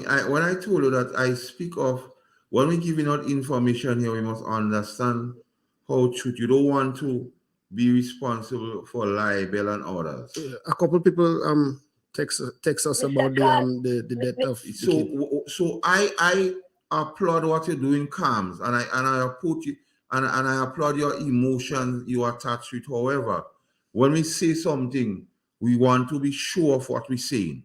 Yes, there was an incident, but as to the facts surrounding the incident, let's get it and then we go fire. Yeah. So don't feel that way. Mr. Carlos, we don't know about something in Grenada. Because I live in here. We are living here. But I know of parents now, they're just washing their child because they're looking for their little so that look good to wash this evening, today, to hang it up and to send them to school. And parents, send them with what sit down and explain to them, Mommy can buy a new shirt and a new school skirt. Go to school with what you have. Don't worry, God is good. And there is people that sit down and you don't lie, you know. I hear them rejoicing. It's night time now, let them go home. They forget. The same people, they forget. And I say it again, or you must call Father's name. Have a good evening, I'm listening. Okay, I'm listening. Yes, come I must call your name. They must not be in Grenada. Bye-bye. But can I notice a lot of people crying out now with the state of the economy? Those who went by Grenek to pay the electricity bill, all of a sudden, they say, KB, I don't think I owe all that, you know. It's twice as much as what I used to pay.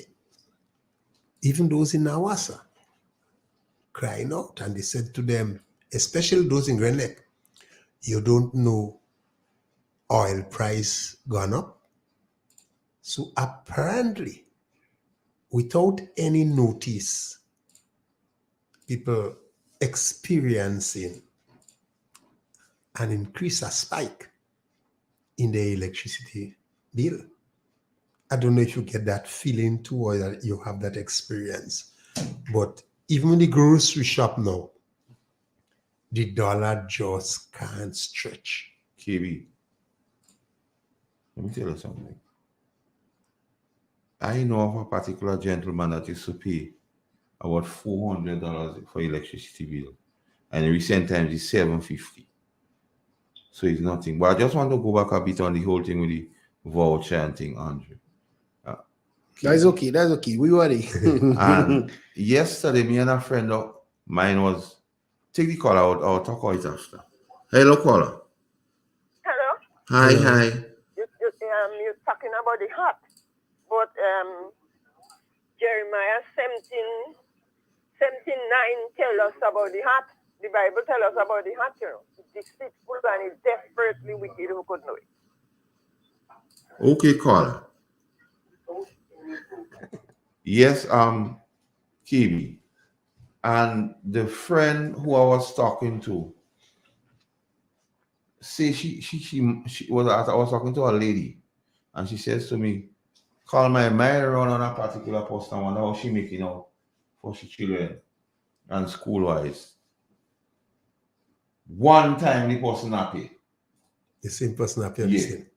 And she was like, boy, I just was talking to you and thing.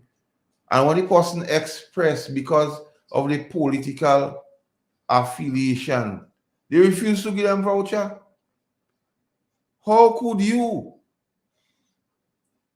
And I looked at the lady and I said to myself, what is this place coming to?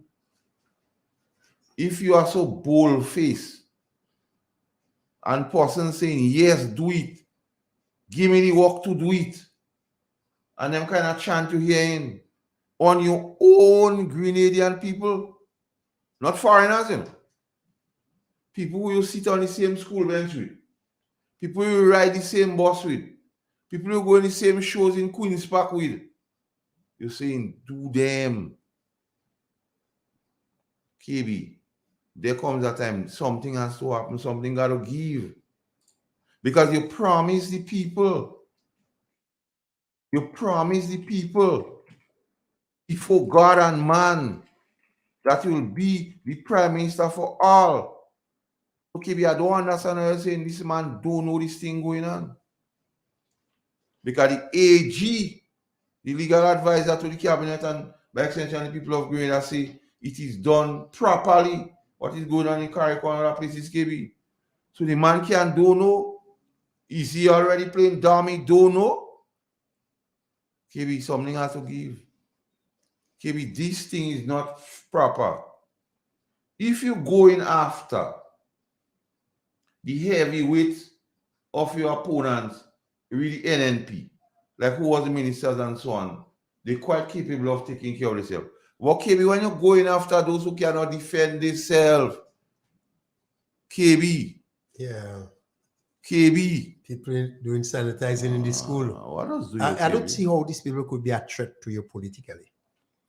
Those people who get a simple day work in the primary school to sanitize the place, sanitize the children. Are these people so insignificant politically? They can't be a threat to you politically. You know, to just don't pay them and tell them, go to Emily and pay for your money. I mean, it's just, you know, heartbreaking. Hello? We lost it. It's just heartbreaking. People, when you call, just wait a little bit. Don't just hang up the phone. Just wait a little bit. We're coming to you. Continue. Yeah, this is what is heartbreaking, and it seems as though you want to punish them because of Keith Mitchell. That is the problem I'm having with this thing. You can't punish them. Dr. Mitchell will never always be with us. The poor people of this country will always be with us. And you want to vex with them and say, it's good for them, they're making too much children. and they want government to mind the children. Come on, dude, that is ramgoat reasoning. Don't reason so. You have some people just don't have no children at all, who have 5 and 6. God bless them with 5 and 6. Who have 8. God bless them with 8. So don't try to punish them and say good for them who tell them make Allah children and they want government to mind the children. That is good reasoning, no reason so. We have a call. Let me take it. Hello? Hello? Hello. Maybe Hi.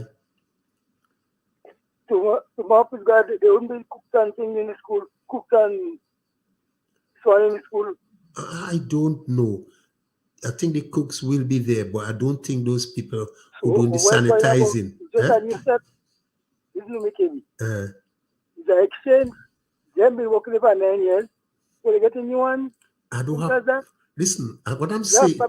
You have problem with that? Listen to me now. I don't have no problem with that, you know. What I'm saying, if they walk, pay them. That's my problem, you know. I don't mind if they change them, you know. I say if they walk, pay them. And if you want to send them home in a decent way. Well, listen to me. For the past 2 months, they were working. The past 2 months of holiday for school, were they working? Carla, don't let your emotion take the better of. No, hold on, KB. So yeah, the cook have to still get paid even No. though they wasn't working. KB, not that. Ikote? When the question is what months they were owed, don't come and talk out if they were working for 2 months. Were they paid for June month? He had school in July for part of the time. Were they paid the sanitizing people? That is the crux of the matter. Don't come here and argue and try to think.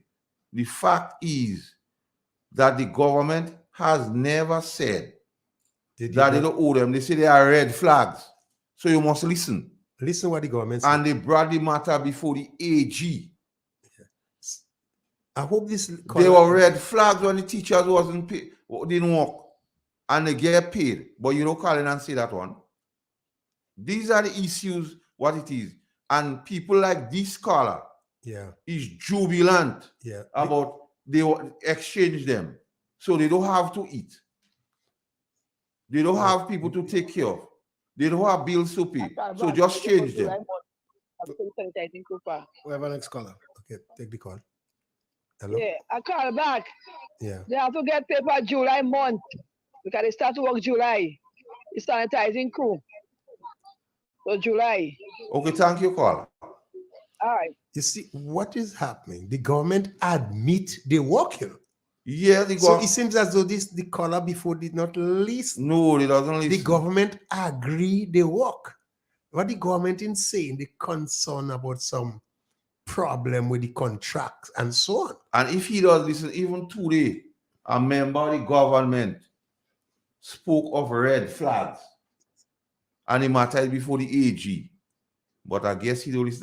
And the person in government say yes, like, for example, the security and them work and they don't get paid. But he don't know that. No. I'll just come in here and but even the government admit they work. So I that don't is know what we say. I don't see what is the argument. We're saying just pay them. If you want to send them home, pay them, treat them with a little bit of dignity, give them the normal thing when you want to send people home. You give them a letter, 1 month notice, and say your service no more required, and you send them home. You could send them home and bring you NDC people. We don't have no problem with that. But fundamentally, the Prime Minister said, without nobody prompting him, that nobody will lose work. And we trusted the Prime Minister, and we have to trust him. When the Prime Minister of the nation says to the nation publicly that nobody will lose their work, and as you get into government, people are losing their work, there are cause for concern. Yeah, but it's same thing about this work. That is a cause for concern because, KB, the fundamental point here, the Prime Minister say nobody will lose their work. Well, everybody... and I challenge anybody to prove that the Prime Minister didn't say that. Even the caller, I challenge you, caller. This proves that the Prime Minister didn't say nobody would lose their work. and all of a sudden people losing their work, and you justifying it by trying to say you're changing people. Because the Prime Minister said nobody go lose their work before God and man. When he took the oath, you didn't listen to that one too. You have selective memory, but you knowing they must make them go and the other people work. But even the people When I come in and call that place, say, don't come with this cock and bull thing. Don't come no sideways. Come with a straight vertebrae. There's no curving in no vertebrae. Yes, caller. Good day. Good day, sir. How you all doing? We quiet for now. So the Prime Minister did say nobody will lose work, right?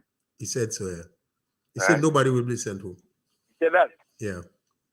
So we could say one thing and then circumstances could arise.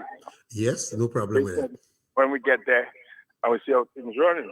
Yes, not problem with that. Because don't even forget. You remember in Paul? Step away from the radio a bit. Get away from the radio a bit. You remember in Paul? You there? Yeah, I'm here. You hear me? Yes, yeah. Get away from the radio a bit. We get in the doing feedback. I'm doing that. Yeah, I'm doing that. Yeah. You remember in Paul? The past Prime Minister did promise us island gas, innit? We get island gas? But I like as you go there, you know. We get island gas. No, I like as you go there. Let me answer you. Answer me. And listen to me. First of all, the present Prime Minister said no work will be lost and work lost. And as you say, situation could determine that. The past Prime Minister say we'll get oil and gas. We don't see it yet. Situation could determine that too. I'm still waiting for that island But gas. situation could determine because the Prime Minister explained in an interview that based on the economic cost of drilling and the persons who drill is an investment they're making. So if it is not economically viable, they wouldn't continue. You didn't hear that? But you know that circumstances could cause people to lose work. But you don't know circumstances could cause all not to find. Or you don't make it economic sense to continue. You're forgetting that because you have selective memory. You cannot defend wrong. Stop defending stupidness. Stop defending jackassness. And that's what all you're doing. If it is wrong, it is wrong. Whether NNP do it, NDC do it, anybody, if it is wrong, it is wrong. And you cannot pay people and saying there's red flags and you have it before the AG when you know the people need it. Even though I do it, don't support it if it's wrong. And don't justify a wrong by another wrong. Don't say because you didn't get oil, you could make people go. Without paying them. That is not conventional reasoning. That is improper reasoning. And you big and you have sense.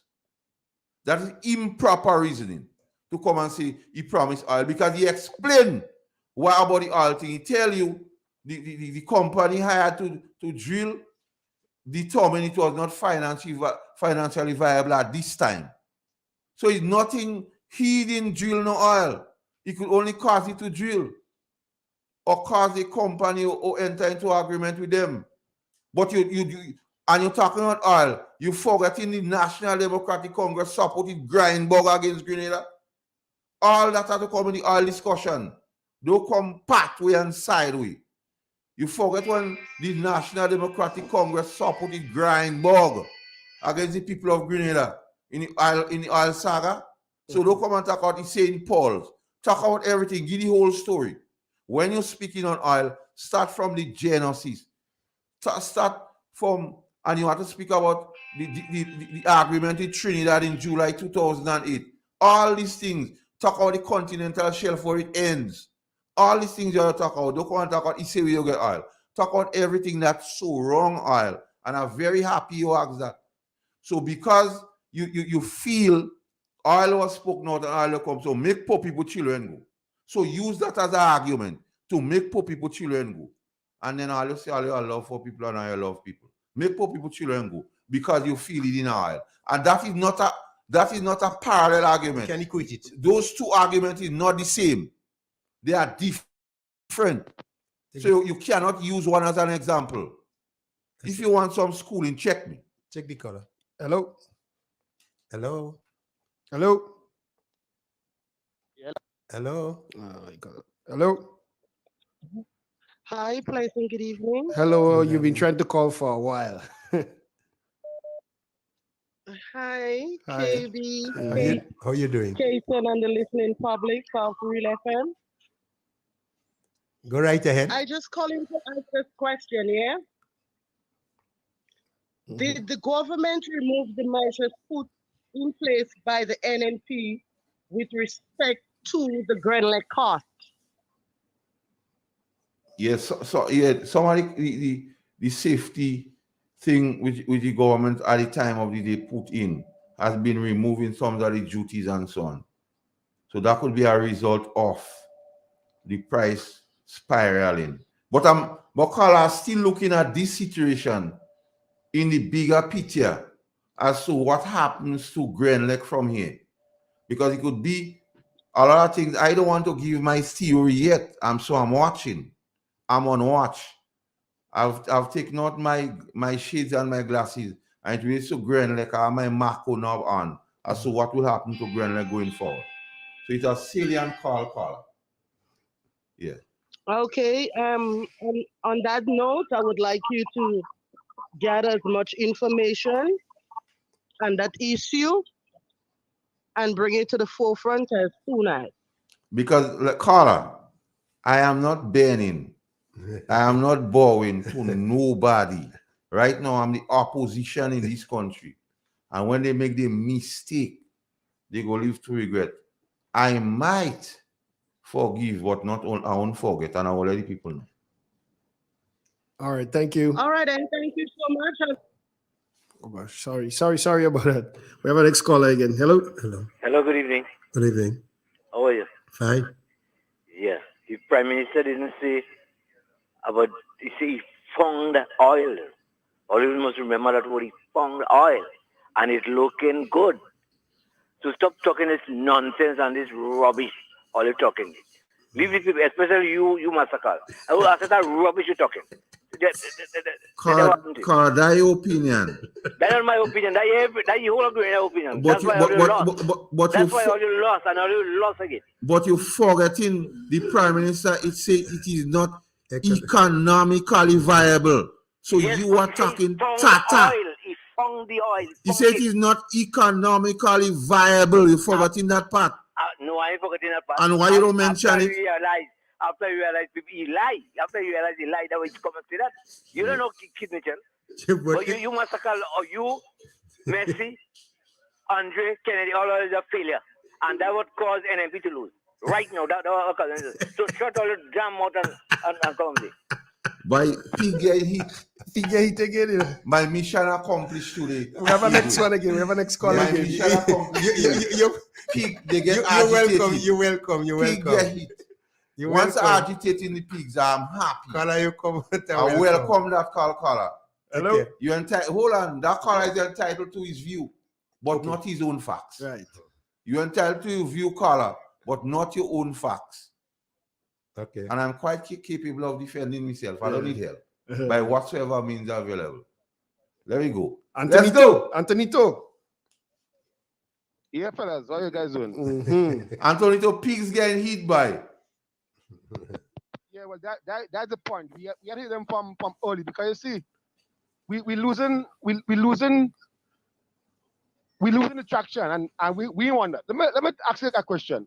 You will climb a breadfruit tree and see a breadfruit on the highest branch, knowing that the branch will break. Would you go and try to pick that breadfruit? No, risk. Now the last caller go do that. Exactly. So when the former Prime Minister said we found oil, yes, there's oil in the waters of Grenada, there's oil all around us. But it is viable to check and see if the oil is you can use the oil right now, or if you could take a couple of months or years for it to drill and refine. So yes, there's oil, but it's not viable. And then we had COVID. COVID started in 2019. But Antonito, let me say this. The company that drills oil is doing it for a profit. And they are spending the money up front to drill the oil and to get it. And if they feel they would not make back the resources they spend, they would say it is not financially viable. So that has nothing to do with Dr. Mitchell. Look at the company that decide what is seen or the amount that is recovered. It is not financially viable for them. At the time, the oil price was really low. And not our It is oil as price. sim- It's it is not as in our oil simple. price, KB. It's the amount there. The company decide what. It don't make sense. I investing in that because I want the return on my investment. Because when the company file oil, you have to secure yourself first before the government get anything. Or the other party. Yeah, exactly. And then what the caller talking about Tata and oil, they're trying to use diversionary topic. The issue, Anthony, they make people go and they don't pay them. Pay the people the damn money. That's the issue. Not now if you say about oil. So what they feel they could drag me down a road, a red herring road, and throw in oil. Pay the people the money. Because all you pay people who are do work money. The court held that it was illegal for the teachers to strike to be paid, and I pay them. So pay the people. And they still giving Stop people money that jackassing don't and pay the people the money. That's the crux of the matter. So if you call it stupidness, I will continue to talk stupidness just like the rest. Pay the people the money. Just this one. What happened in Parliament with the exclusion of the MPs that was elected as opposition, their names? That's the question they have to answer. But they jumping on oil. And the Prime Minister say on oil. Think about what's happening now. And you talk all the Prime Minister and they vote him out. You get people to vote him out. You have to do different. You can't want to do the same thing and say it used to be done before. And tell him how thing. If oil is economically viable, that man the caller talking gunk. Yeah. If oil is economically viable, well, this present government should get it done. At least get people to drill for oil. We have our next caller. Hello. Hello. Hello. Hi, good afternoon. Good afternoon. Yes, I just want to give my 2 cents. Yes, you're welcome. On this issue concerning the payment of the sanitizing workers, right? In my opinion, it was a contract given by the government. Yes. Whoever the contract was given to, that's not my business. My problem is the government failing to pay the contractor in order for the workers to get their money. And that is the crux of the matter. And that's what the caller them has to understand. Problem. And if I should add, the sanitizing people was aware because it's normal thing they go home whenever school closed. Right? So if they was cease and desisting the program in September, that I don't have a problem with because remember, that program came about because of COVID. All right? So if the protocol for COVID has been lifted and the service is no longer required, pay them the money. The government has to pay the contractor so the contractor could pay the workers. If the government have problem with the contractor, take it up with the contractor, but pay people the hard for the money that they work for. All right? Thank you so much. Okay. Thank you, Kuala. And that is the crux of the matter because government is a continuum. Yeah. And if the previous government had a contract with the faith-based people, and the faith-based people, you say red flag, deal with them. Don't punish the workers on behalf of the faith-based people. So, KB, I'll give you the final say because the time has come up. And Andrews, Antonito, Gemma Warwood. I like to big up my people and them on the line. Well, do some bigging up. And Jenny Francis, Morgan, Ari. Going up again. Jimmy Henry made some good points as well. Alke, Cynthia Bartholomew. Who again? There's so much. Wilma. There's Joyce Lynn. Amanda Jeremiah. Sherry. Adrian Watts. Christine. What a lot of people in the call. And not everybody does comment, huh? I want to say good afternoon to these people because they're always on the live and they're always commenting. Final call? Give me a final now? No, that's the office phone. Okay. Yeah, we don't answer that phone. Okay, caller I'm happy to be here. It's a good program. Yeah. And I want to call on Grenadians. Let's do punish one another. Let's do victimize one another because of the political position. Yeah. Don't do it. We got a country to build. We all will build together. If good come, we all will benefit. And if we do things that will affect this country, all of us will suffer. So we're asking everybody, let's unite and build Grenada for your children and my children to benefit. Yeah, and good afternoon to Rosie, Christopher, Dave Felix, Caroline, and Mr. Francis Spear. That's who's been keeping the WhatsApp bubbling. Pigs get heat. Fire. Heat. The truth does offend. Heat. The truth does offend Igwe. Leader of the opposition. I'm the leader of the opposition right Mr. now. Carl Cater. And anytime they make the mistake, they go live to great. Because I may forgive, but never forget. Me Marco nav on. That's the one. So folks, have a blessed evening. Take care. Till we meet again next Sunday. By the time people start hearing this song, NAR would have done get the licks and gone. Some singers like headless chicken in tongue, asking the Veens to help them write a new song. For now that the PNM win, Allos have noughts to sing. He can't fight the hand that feed him. Chuck does start eating from man in hand. Crow does only attack Indian. I'm the only opposition. So I'm opposing the former health minister who recommended a drug pusher.